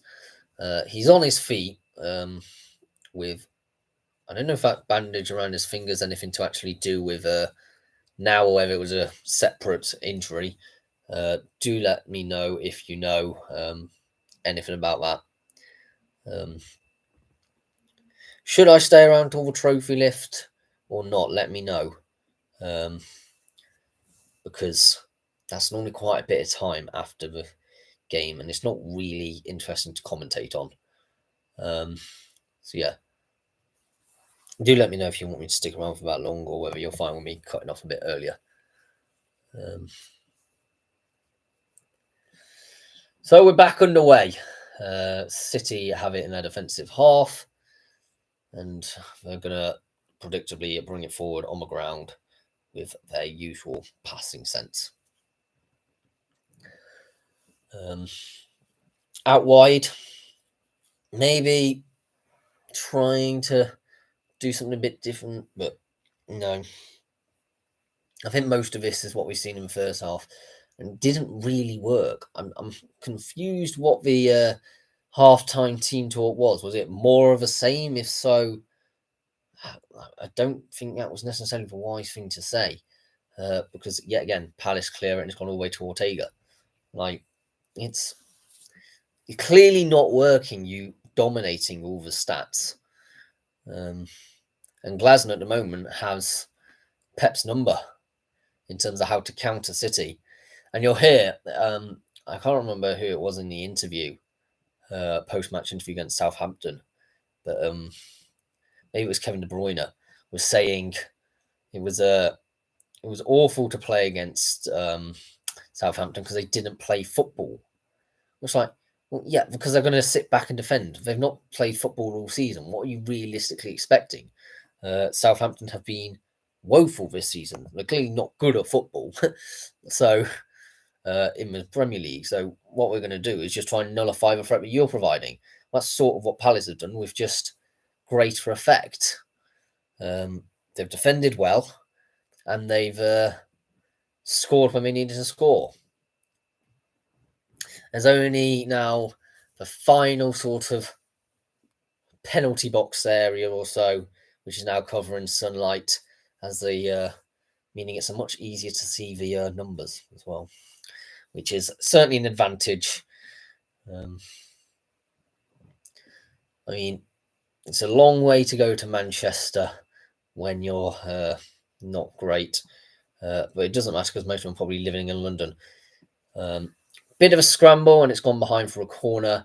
Great work there from Kamada, who is a international for Japan. There you go. The Belgian international and legend Kevin De Bruyne will be taking this corner. Haaland will be trying to probably get his head on this. I mean, he has, but he's come to his feet again. And he's gone high and over. You expect better from that from Haaland. I don't think he's got that same spark anymore. He doesn't seem to necessarily being able to hit on target, which is concerning from your main strikeman. I would have certainly thought that he would have managed to get them on target. But the pressure's passed for Palace, and they go again, and they've gone long from the goal kick. And it's lifted up high in the middle, and you know what? It's certainly interesting. Richards has come forward. There's 3 or 4 players in the box, and it's going to be, well, that was, if in doubt, kick it out sort of territory from the defence there by Diaz, was it? And that therefore does open the possibility for a little bit of a interest. Another one of them long throws by Richards, which I'm looking forward to see if it actually does come off, to be fair. Because if this comes off, this could be proved to have been a disastrous decision.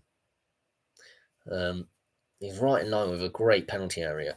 There's a whole raft of bodies in there. And oh my days, Ortega, that is horrendous. Munoz has managed to get it into the back of the net. Ortega has just made the worst initial save I think I've ever seen. And there's obviously wild celebrations amongst Palace players right now. But my days, I was just saying, if we can see that long throw in action from Richards and actually come off, it'll be amazing. Munoz has done a great job, but Ortega, take some responsibility, mate. You really should have been doing a much better job there.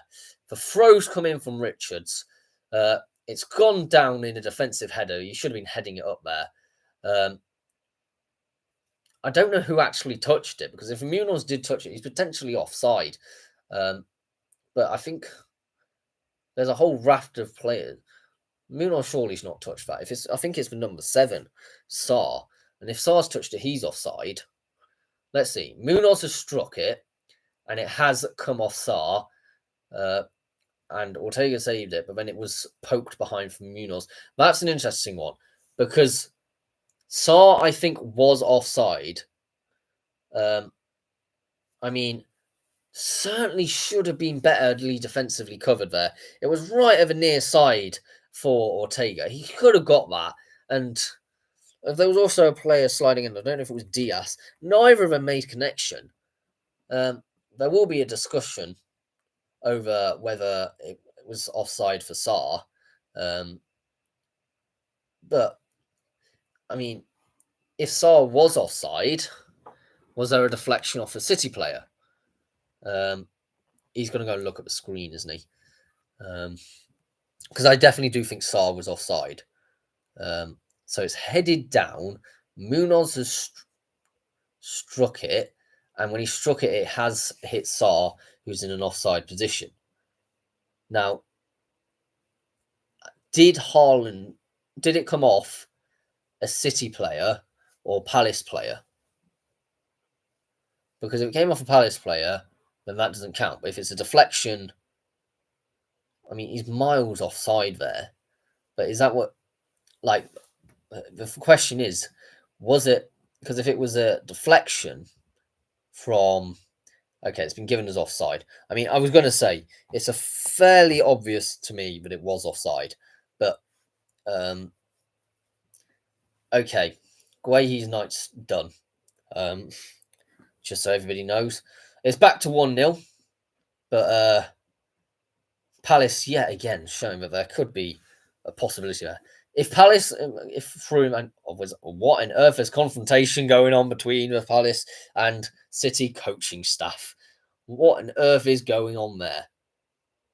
Like, who on earth are you even on the coaching staff? Which, like, they're 4 rows back at Wembley, and then you're starting to scrap with somebody who's equally 4 rows back at Wembley. Like, what sort of coaching staff are having them arguments? Anyway, Guehi has come off for Jefferson Lerma.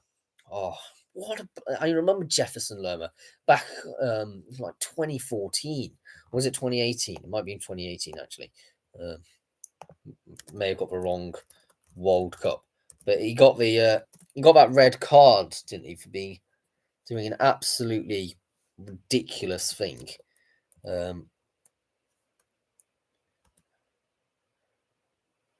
It was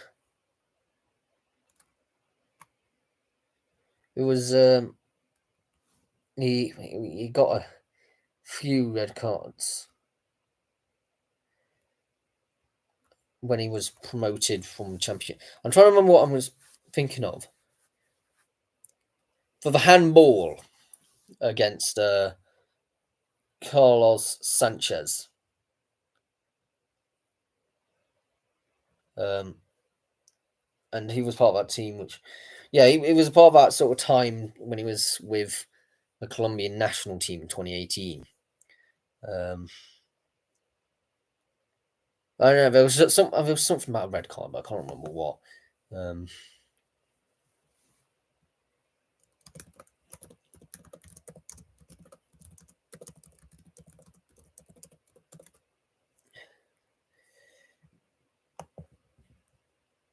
Oh, yes, he bit a Sheffield Wednesday player. That was it. He bit a Sheffield Wednesday player in 2020, in the end of 2020 in December, and that's why he was sent off. That's why the violent conduct. I was trying to Google, I think. I definitely remember Jefferson Lerma having been charged with violent misconduct at some point. Obviously, that shouldn't define his career. And he was also a good player for Colombia out of the 2018 World Cup. And he's obviously now at Palace and making a mark at Wembley. So, he's here for that. It's another goal kick from Palace, taken long. That seems to be the strategy now. Long balls. That's how to deal with City. If you've got strength and height, then go for it. I think Guehi only came off because he was injured, by the way. I don't think it was any remarking on his ability. City are going to just keep possession, but if it's 1-0, so be it. Palace are going to win it at current, and they've been a better team. Let me know. We're approaching sort of the final 25 minutes. There's definitely still time for all of it to be changed. Do you reckon City have a comeback? Do you reckon Crystal Palace see this out, or maybe increase their lead? We've already seen them have the goal disallowed from offside at one point. City are lining up in the penalty area, waiting for a cross which just never arrived, to be honest. And that sort of phase of play just fizzled out. They'll come again, but Kevin De Bruyne pushing it out again to number 26, Savio. And it's in the hands of Henderson, who will be very grateful for that. Looking very on trend. And my current man of the match, because if it wasn't for him, they would not still be in this tie. He's gone out wide, which is sort of the same routine that we saw it seeing that meant they scored the first one, but it's gone back to Henderson now. He's gone long. It's gone up. See, if Mateta was not the one which headed it up, probably would have been able to get that one. But unfortunately, it was actually Eze who was one who needed it. Nico O'Reilly, I think, is about to be booked.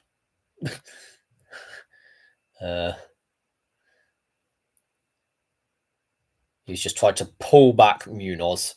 Yeah, he's just holding his arm and just pulling him, yanking him back.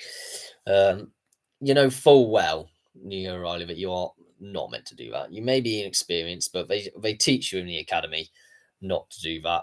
And the thing is, it's out of the centre, so like just in line with the centre circle. There's no threat from there. What annoys me is the needless free kicks given away when I'm watching Derby, because it just opens yourself up to an attack, and it's now gone out for a corner. With Jeremy Doku having to kick it, like deflect it behind. All that stemmed from a needless a needless free kick at the centre half, set for centre halfway line. So yeah. See, I don't think Palace have had a corner yet, so I will be interested to see what they do, because Richards, who's not on it, actually, he's in the penalty area. Munoz is coming in. He's got a bit of height to him. They're all fairly crowded or very close to Ortega, clearly sensing that he's got a weakness. Headed in again, maybe? No. I mean, it was an attempt from Kamada outside the box. He tried it first time. I probably would have taken it down and controlled it, to be honest, instead of trying it on the volley, because it wasn't the greatest, didn't come out in the greatest angle, and he had time to take it down to feet. But, you know, you're at Wembley, you take the risk, get your name in the spotlight and all in the newspapers tomorrow. Incredible volley by Kamada seals the tie for the FA Cup to go to Crystal Palace or something like that. But alas, at the moment, Palace will be lifting the trophy. Will it be Eze on the headlines, or Henderson's heroics ensure a 1-0 victory for Palace as they lift up their first ever FA Cup? Who will make the headlines? Adam Wharton, kicking it long. And the pace is still coming. He's still trying to get there, Sarr. I'm sorry, but Ismaila Sarr's a Watford player. Seeing him in a Crystal Palace kit is throwing me off a bit. He's got it now, actually, Sarr, but he's coming from an offside position. Second offside for Sarr there is a bit unfortunate this time, because Adam Wharton did just kick it first time, and Sarr was trying to get back from an offside position. I mean, Adam Wharton reminds me of in looks wise of Matthew Upson from like back in the day. I wonder what he's doing now. I mean, he's part of Match of the Day, isn't he? He was on a Match of the Day commentary. So yeah. Well, they are Matthew Upson lookalikes. You don't get that anywhere else. And it's going down the channel. Very combative indeed. And that is got to be a foul conceded by Munoz there. Like, mate, what are you doing? Don't lunge in and grab the player, because you're only going to get a free kick given against you. Like, it was in a position as well where you probably actually, if it was a less physical tackle, probably came away with it and it would have been in a dangerous position. So, again, decision making for both sides. Personally, something which is lacking at the moment. Progressing out, Savio rather, not Savino. Savio. Who is Savino? I think I'm merging a few players in my head there. Bit of pace by Doku, but it's not found his intended man at all. I mean, I don't know if I would have kicked it back, to be honest, Eze. I know you're not a defender, but surely you know not to try and pass it to a player in your own penalty box. It is directed behind by Mitchell.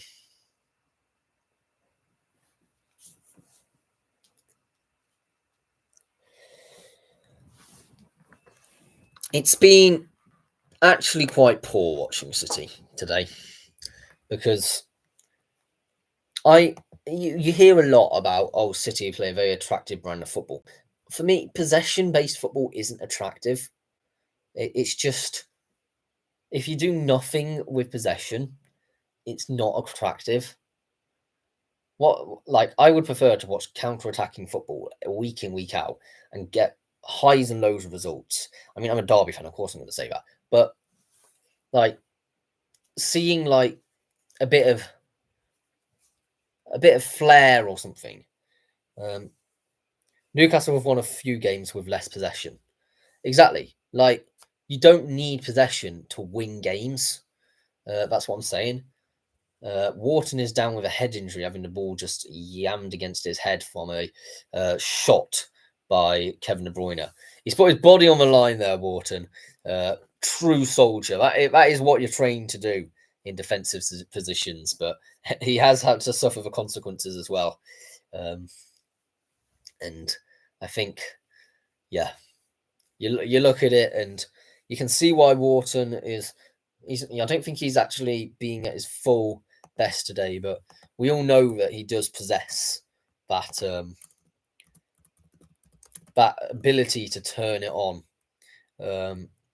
He's only 21 and he'll improve. But he's got that intelligence and technical ability, that you don't really see for people his age.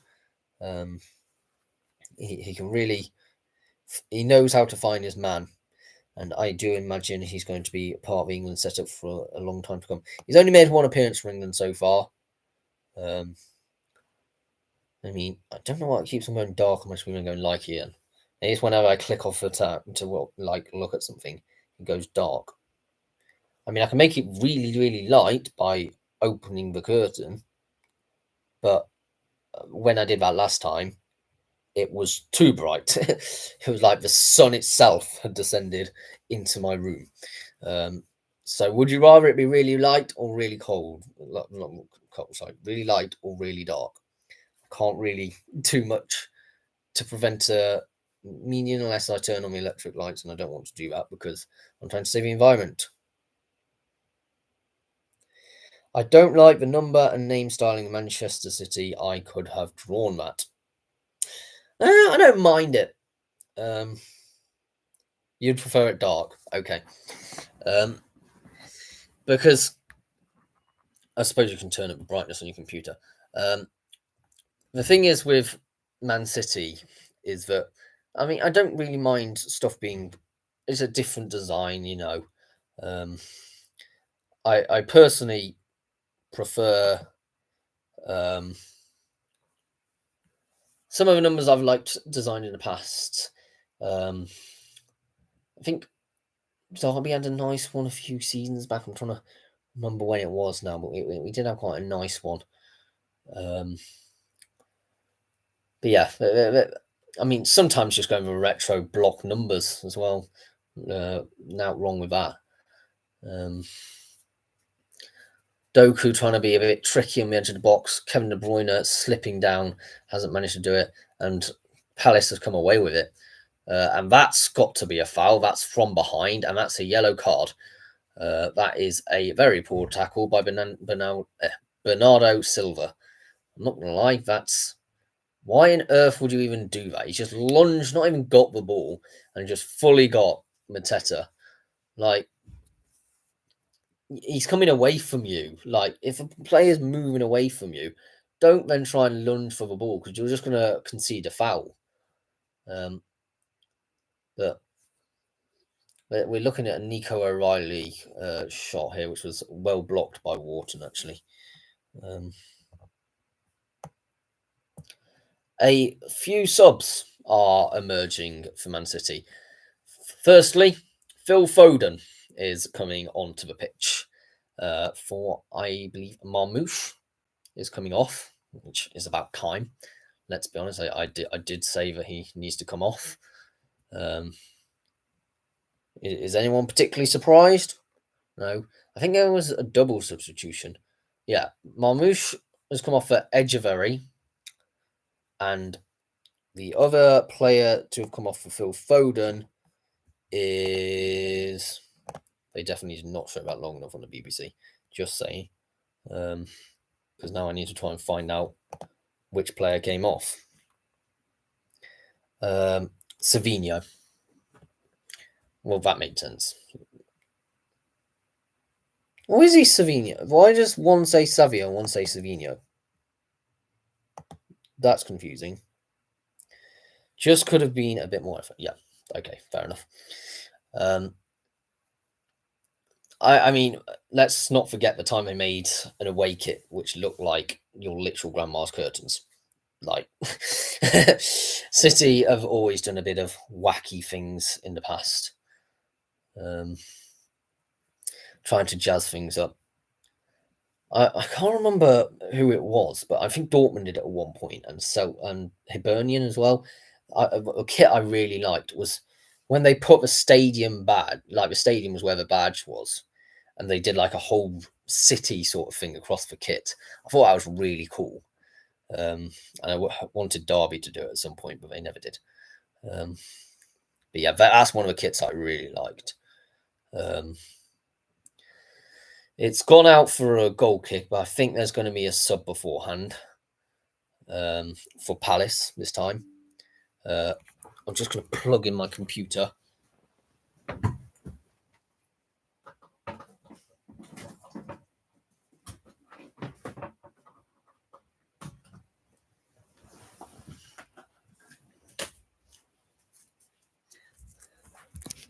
Eddie Nketiah is coming on. Obviously known for his links with Arsenal in the past. Never really cut it at Arsenal. I don't think he was really given a chance to cut it at Arsenal, to be honest. He is coming on in an FA Cup final, so all for him. And if he provides that gilt edge opportunity that is needed, and so be it. I mean, yeah. I didn't see who was actually coming off for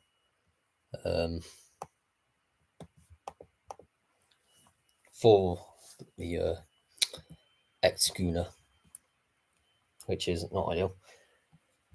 Only 8.0 Henderson. What a great, like, just looking at a moment, and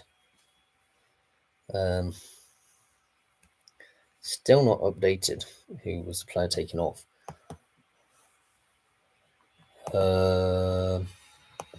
Well, let's just focus on the game. We'll find out in due course, I imagine. Kevin De Bruyne has just distributed it out wide to the why doesn't matter now. Through the midfield, City come. Doku was trying his best, but again, stopped by Richards. And you really can't fault every single effort of Palace. We're coming into the final 10 minutes. This could be absolutely massive, a massive win for the London-based club, and something will go down in history. Like City will just be chalked up another one of their many FA Cups they've won in recent years. For Palace, people will be talking about this for ages to come in the future. So I think that's for me what is the difference.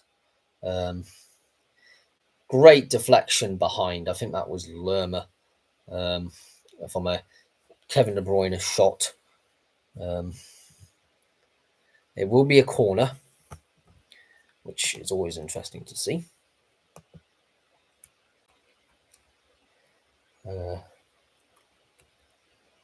Nketiah came on for Mateta. Well, that makes sense, doesn't it? Could have probably guessed that. Haaland's headed up and over. It was just sort of, it had no direction on my header. Maybe that's what the issue is with Haaland and why they don't play direct, because he can't head the ball. Like maybe he can only use the ball at his feet. What's the point in all his lanky structure? Teach him how to head a ball. Get him to get his noggin on. Nervous, I think, would be the way to aptly describe Palace fans right now, because actually it's only a 1-0, and more nervous probably than City, because City, at the end of the day, if the fortune's in their hands, well, not in their hands, sorry, it's against them, so they don't have to protect anything, so they can just run for it, and that's why they're running now, and it's a 2v3. Haaland's distributed out wide. Players are coming back now. It's now 3v5, but neat little play, and that is great defensive work again. Henderson bailing out Palace there as the substitute. Claudio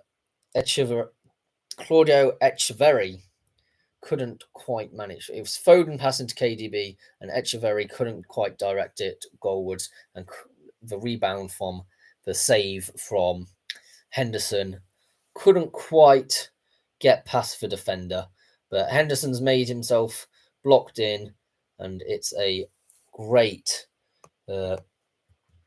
need away, but I'm not sure entirely by who. Maybe it was LaCroix. I couldn't quite tell. There is a play on the floor, and I don't know if that's the one who was the person who made the interception. I mean, they're all fine now, and going on to a goal kick. Ruben Dias is quite frustrated. He's had a yellow card. I'm not sure what for. I don't know whether that was for yelling abuse of a referee or something. I mean, he's just been booked. I'm not sure for what. Because I don't think it wasn't a free kick. So it must have been for dissent. Foden out wide here. I mean, I'm not sure why Foden didn't start. Maybe it's just because he's not been that good this season, but you would have thought that Foden would have started. Richards heads away. And then, okay, pace by Sarr. He's whipped out to Eze. Eze's whipped it over. Oh, no, this is Sarr now trying to get it, but Ortega's got that covered. I think there's 3 yellow cards currently for City. They've lost their heads a bit.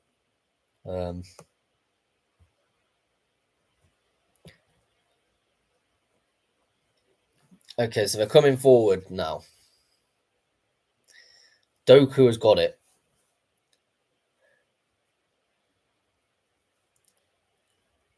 Oh, that's a poor tackle. That's a late tackle as well from KDB. So Kevin De Bruyne now goes into the book, making him a 4th booking for City. You know what? If they continue the way they are, there could well be a person who's getting a 2nd yellow at this rate. Because currently 4 out of the 11 have got yellow cards for just cheap, needless tackles or simulation stuff.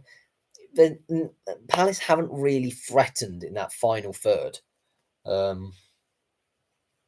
which for me means just don't take the tackle. Like, so I understand a tactical yellow card, like, you have to halt the play going forward. It's understandable, but when they're in their own half, let them have it. Like, you don't have to have possession all the time. Don't need that. Sarr didn't quite manage to make it work in the end. What he was trying to do, and City will be coming back into the centre circle. Well done if you have stuck around this entire time for this video. And if you haven't already subscribed, please do. I cover all sorts of things on this channel, not just FA Cup finals. This is a bit of an oddity, actually. Okay, it's whipped in, and Nketiah trying to stretch out and get there, but couldn't quite. Wharton's gone in, and Eze here got a lot of light blue shirts surrounding him. He couldn't really work. I think Wharton is again down injured, which is not ideal. Whipped out wide. I believe it's Sarr. On in. Past everyone. I don't know. It was a shot come cross from Munoz there. So I'm not entirely sure what his attempt was in that. See, so he's sort of like, he's hit it for a shot, I think, but sort of gone quite far wide, in a sense. Like, it looks like it could have been a cross as well. So it was a shotgun cross, is what they call it in the professional business, so I'm told. Will Hughes is warming up and coming on. Come on, Will. I met you at my school when I was in year 5. You used to be taught by my year 5 teacher, Mr. Lake, unfortunately no longer with us. But he's coming on for Adam Wharton, and what a player he was back in the day as well. My childhood idol. I looked up to Will Hughes as a player when he was at Derby. He came in through the academy. And I'm sure I'm not the only one in my age group as well who was a young supporter of Derby, thinking, I love what Will Hughes plays. And he represents one of our own, you know. So, yeah.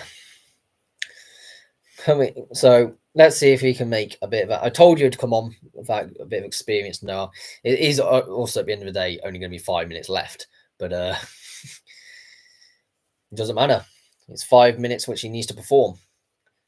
And it's gone out for a throw into Palace. Well, it should go to Palace. Foden, it came off you, did it not? Yeah. I was very confused about why Foden was the one getting that. Tyrick Mitchell is the player who will be taking this throw-in. Oh, there's bounces and joy's delight at the moment at the Palace fans. Ilkay Gundogan is coming on for Bernardo Silva. A club legend, of course. A recent signing, but actually he's come back after only a season, I think it was, at Barcelona. He's a good player, Gundogan. He knows what he needs to do to win silverware. They'll be hoping that gamble is something that pays off in his final few minutes. Haaland pressing Henderson going long as predicted. I think everyone, you don't have Mateta's bulk. I don't think Nketiah is quite as strong as Mateta. So you sort of do have to adapt your play a bit. Saying that, they seem to have done. Oh, it's offside again. Yeah, is Ismaila Sarr again as well? Was it Nketiah this time? I think it might be Nketiah this time. But it is unfortunate that the Offside trap being utilised effectively by City this game, but alas, not effectively enough that they're not behind. And it's another game they're drawing blanks by the looks of it, which is a bit of a worrying sign for the future of Manchester City, because before you could guarantee that they're going to be scoring 4 or 5 goals against some of the teams in the Premier League, which have struggled to score against this season. Do they need to find a upgrade or replacement of Haaland? Is Haaland's hype over? Many people, when he signed, said he was overrated and when he had a standout season. Maybe they were right now. I think he was good at the beginning of the season, though. Like, it's one of the things, like, you don't suddenly... Where's this loss of form just suddenly come from? I do not know. Also, where are these charges? No one's talking about that in a while. Them 115 charges. It's all a bit of a scramble in the box, and it's gone behind for a goal kick. Flipping 10 minutes added. 10 minutes added time. Surely not. Surely not 10 minutes. That's an excessive amount. Does anyone want 10 minutes added time? If you're in the comment section and you're not a City fan, tell me why you want 10 minutes added time if you want 10 minutes added time. Because I don't want 10 minutes added time.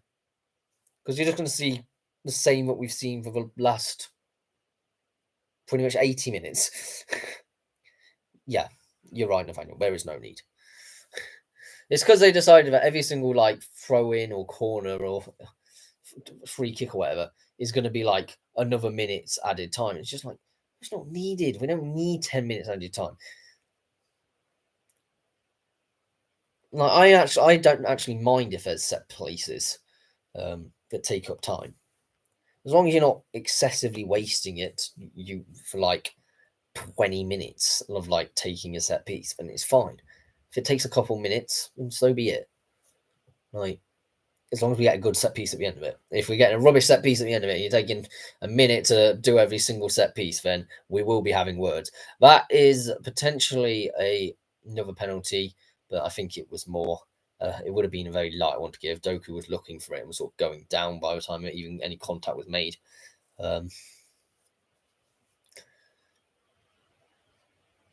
Penalties nowadays are given way too lightly, in my opinion. If you even breathe on a player the wrong way, we're given a penalty. So I'm on the side of the defenders. That's where my allegiances lie. That is, unless it's against Derby County, then it's 100% a penalty, even if a player didn't even get touched. So, but I'm a neutral in this one, so I can say that. KDB on the volley. Well, it wasn't quite a volley, but it was very far out. I think it was a half volley, and he's just gone wide. I mean, he's got the wrong side of his boot. I think that's the issue. If it was the inside of his boot, he probably could have got it the other side, and I'm actually a bit more on target. But it was just an away swing because of the way he hit it. So it just means it goes behind for a goal kick. I mean, fantastic effort displayed by. It's a free kick. But the person Munoz, who conceded the free kick, is actually come off slightly worse in terms of the positioning of injured. We're coming towards the end of the game though, and City have thrown a kitchen sink. Will Hughes has it though, and he's not quite found his man there, but he's managed to get it well out of his own area. So it's a bit of a 50-50. He didn't find Eze, but he did manage to get it firmly into Man City's half. Eze, you're it now.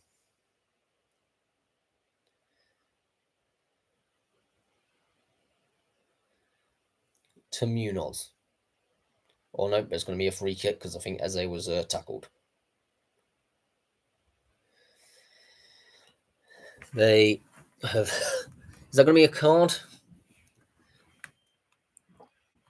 He's well off the ball, to be fair,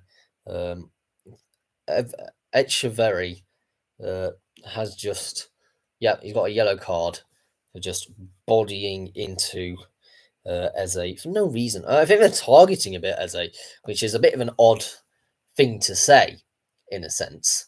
If you're targeting an opponent player, then clearly they're doing something right. Palace, Ismail Assar right at the corner. He just basically doesn't need to touch the ball here. Well, he did, and alas, it's come away with Gundogan. So, if he didn't touch the ball there, O'Reilly would have kicked it out of play. That's what would have happened. Whether it would have been a goal, a free kick, or a corner, that's by the by. But because Ismail Assar tried to take him on, it just meant that he undid all the pressure he was creating from that situation. Final 5 minutes.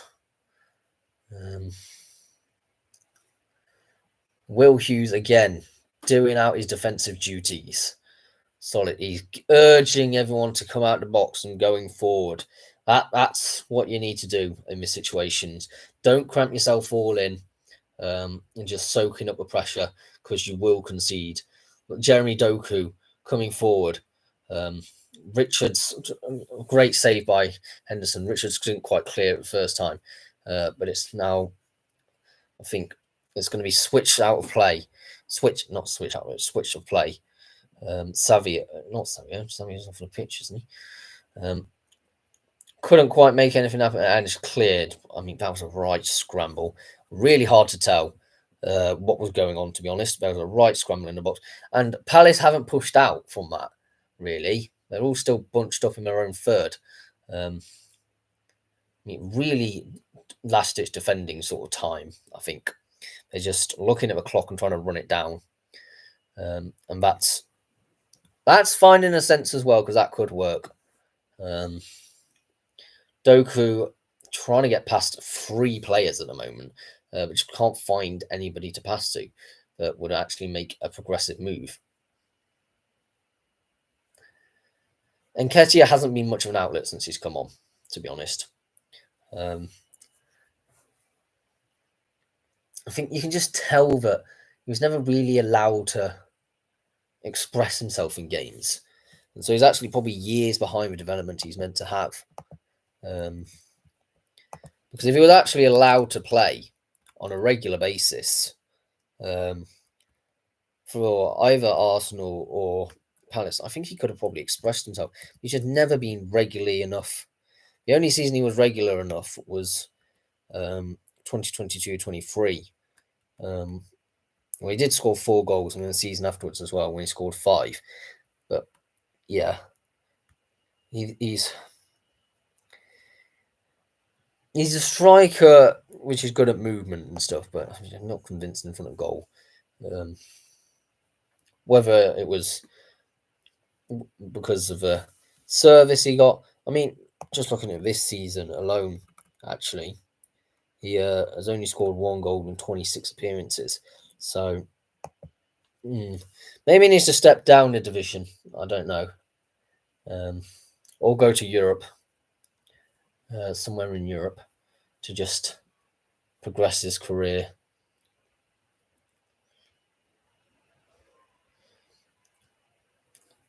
Well, City, yet again, trying to build up.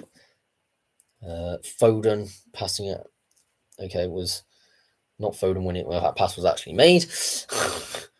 But it's gone out for a goal kick.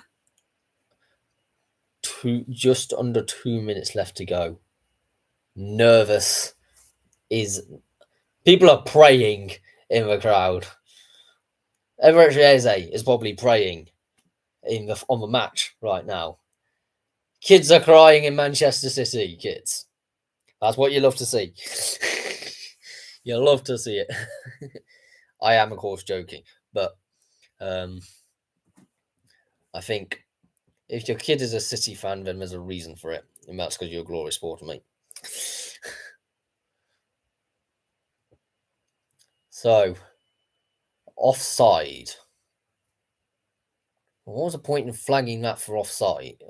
I don't understand the point in kicking that for offside. Why is it not advantage? Like, if something's offside, but the other player didn't actually get the ball, it shouldn't be dragged back for a free kick in the own half. Just let the game carry on going because they got the ball and they just passed it. And all you're doing is just doing exactly the same pass again. It's not needed that. There should be some sort of advantage play when it comes to offside. You can see why Doku is a player at Manchester City. He's got physicality and a typical winger, I would say. He was a bit crowded out this game, I think. They noticed him as a threat and crowded him out. Well, I think the only words you can say about Palace at the moment is utter jubilation. Now that it's 7 seconds and the goalkeeper will just kick this all the way down to the other end of the pitch and they will be FA Cup winners. And it means so much to the fan base. And that is time. That is time. That is unbelievable. I'm lost for words. I'm actually lost for words. But Crystal Palace winning the FA Cup. I did never believe that I was going to live to see the day that Crystal Palace lift the FA Cup. Never in my life did I expect a mid-table team like Crystal Palace to get past multi-millionaires of Manchester City in a final and lift the FA Cup. They have been nothing short but remarkable in this competition this season. In the league, different question. They've been 12th, they've been average. But in the FA Cup, they've turned up every single game and have been there. And I think it means so much more to these players and Glasner and everyone else than it would ever do to a Man City player. Because the Man City team, it's just another trophy. Oh, it's just another thing to add to the collection. To us Palace fans, this is something they'll be telling their grandkids about. They'll be like, I was part of that team that won the FA Cup in 2025. Like, these opportunities do not come round regularly for your mid-table teams in the Premier League. Like, this is something which is going to be talked about for generations to come. In a similar vein that we still talk about Portsmouth winning the FA Cup, Wigan winning the FA Cup. When people still talk about Preston's invincible season back in the 1880s, even though no one was alive to see it. Like, this is what we're talking about. This is the magic of the FA Cup. That a team that nobody expected at the beginning of the season to win it have won the FA Cup. It's an incredible achievement for everyone involved with the club. The owners, who I must say, are relatively solid owners, actually, because it's a sort of Steve Parish is what people know as the chairman, but he only actually owns 10%. There's various different owners, but I know Steve Parish would be delighted with that win.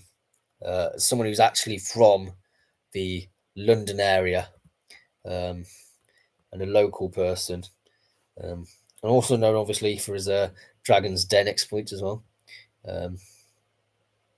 He was going to join Dragon's Den, but then didn't. Oh, there you go. You got Oliver Glasner will obviously be immensely proud of his first ever achievement of winning the FA Cup, and his Wikipedia page has already been updated with him saying that he's won the FA Cup. He's done a great job. 47.48 win percentage, 46% win percentage at Crystal Palace. That is something. He came in February 2024. Lots of people are talking about, well, because they had Roy Hodgson in the past and stuff, a whole new direction. And this direction is up. They're in the Europa League next season. Like, that alone is a phenomenal achievement. I don't know how far they're going to get, but you got European nights. Maybe even going to draw against some of Oliver Glasner's old clubs. He used to manage in Austria, of course, against with Lask, which could definitely be a team which potentially end up in the Europa League. Don't think in terms of the Bundesliga, I don't think they're going to get Frankfurt, because I think Frankfurt's in the Champions League. And Wolfsburg did not make it into the European places. But will they be up against Lask? Let me just check the Austrian Bundesliga. They're still playing, technically. Oh no, they're technically in the relegation playoffs, which I think if they win, then they get into the Conference League. The complication that is involved with Austrian football mind boggles everyone. So, put it this way, that they'll be in the Conference League, I think. It's such a weird competition and league. But yeah, Dean Henderson, my man of the match. We're going to go through the teams, actually, on the sofa score, while Dean Henderson's doing his interview and getting bigged up by his fellow players. I think that was Mateta who came on briefly. 8.8 for Dean Henderson, man of the match. What a performance! What a unbelievable performance! Save the penalty. Is the reason I think that actually Palace have won this game. Made 6 saves, 1 punches, 24 long balls. His long balls, 5 of them being inaccurate, but the accurate ones were the ones which counted. You can't really ask for much better for your goalkeeper. When he was called upon, he saved. Now, that's the purpose of the goalkeepers, isn't it? When they're called upon, they do the action. Right? You got the back 3, which I think is actually being slightly harshly judged on SofaScore, because it's 6.98 overall for Palace, by the way, and it's 7.16 for Man City. And we're not forgetting that Palace actually won that game. The back 3, Aguayi got a 6.8, LaCroix got a 6.9, and I think they both have been done quite harsh in them ratings, because they kept a clean sheet, which is also ultimately what they're intended to do. Someone's got an FA Cup winner's shirt, which is a very bold thing to have written on the back of your shirt. But you know what? That's fair. It's actually a beautiful kit, to be fair. 7.8 for Richards. I can't sing this man's praises high enough. That long ball could have definitely resulted in a second goal if Sarr wasn't in the offside position. He's been defensively one of the best players out there. He's been a standout player for the defensive wise. Look how much it means to Will Hughes. I'm actually so happy for him. Roy Hodgson happy as well. Obviously, for such a great affinity with the club. And he's in the technical director talking to Gareth Southgate right now, actually. Mitchell got a 6.7. Yeah, he's and a 6.5 for Kamada. Both sort of a bit absent. A 7.0 for Wharton. I don't think that's overly. I think that's a bit of an overrated viewpoint. He was certainly not great in the first half, but second half, I mean, he made that vital interception, which he's blocked 2 shots and 2 interceptions and 4 clearances. So defensively, I think he has actually been a solid player. But I think going forward, he wasn't the player which I expected him to be. 7.1 from Munoz. I think that's fair. I think the assist was great. He's actually been dogged and determined, going up and down when wings. 7.2 for Eze. Well, obviously he scored the goal. Did at moments cause problems. 6.6 for Sarr. Yeah, he was a bit more quiet, I think. 6.5 for Mateta. Again, I sort of talked about in the halftime. I think that's a bit unfair. He did do some good hold-up play. You can't discredit him for that. The players who came on for Palace, Jefferson Lerma on a net 6.8. And Nketiah on a 6.5 and Will Hughes on a 6.5. I think Will Hughes was actually the best out of the players who came on. I mean, I know I'm biased, but I didn't really see Lerma do that much. And Nketiah didn't do that much, but Will Hughes actually provided that leadership. And I know because SofaScore is based upon stats, is where they get their ratings from. But actually looking at Will Hughes's leadership on the pitch, getting the team together and sort of driving his team on, I actually think was quite a good thing which is needed, actually. In terms of City, got 6.5 for Ortega. I mean, he had a very questionable defensive blunder. Thankfully, ruled off offside.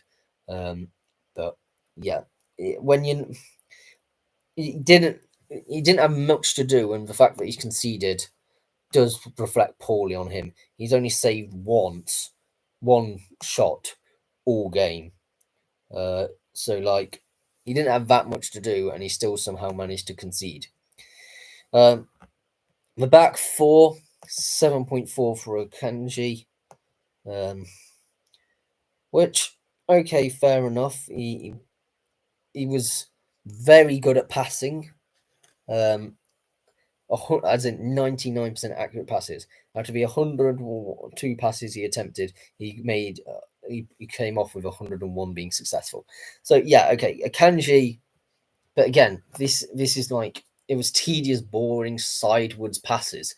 You know, a 7.8 for Ruben Diaz, similar thing, constantly in midfielder basically during this game. 4 clearances, 1 block shot, 1 tackle. I mean, he's done what he's asked of him, to be honest.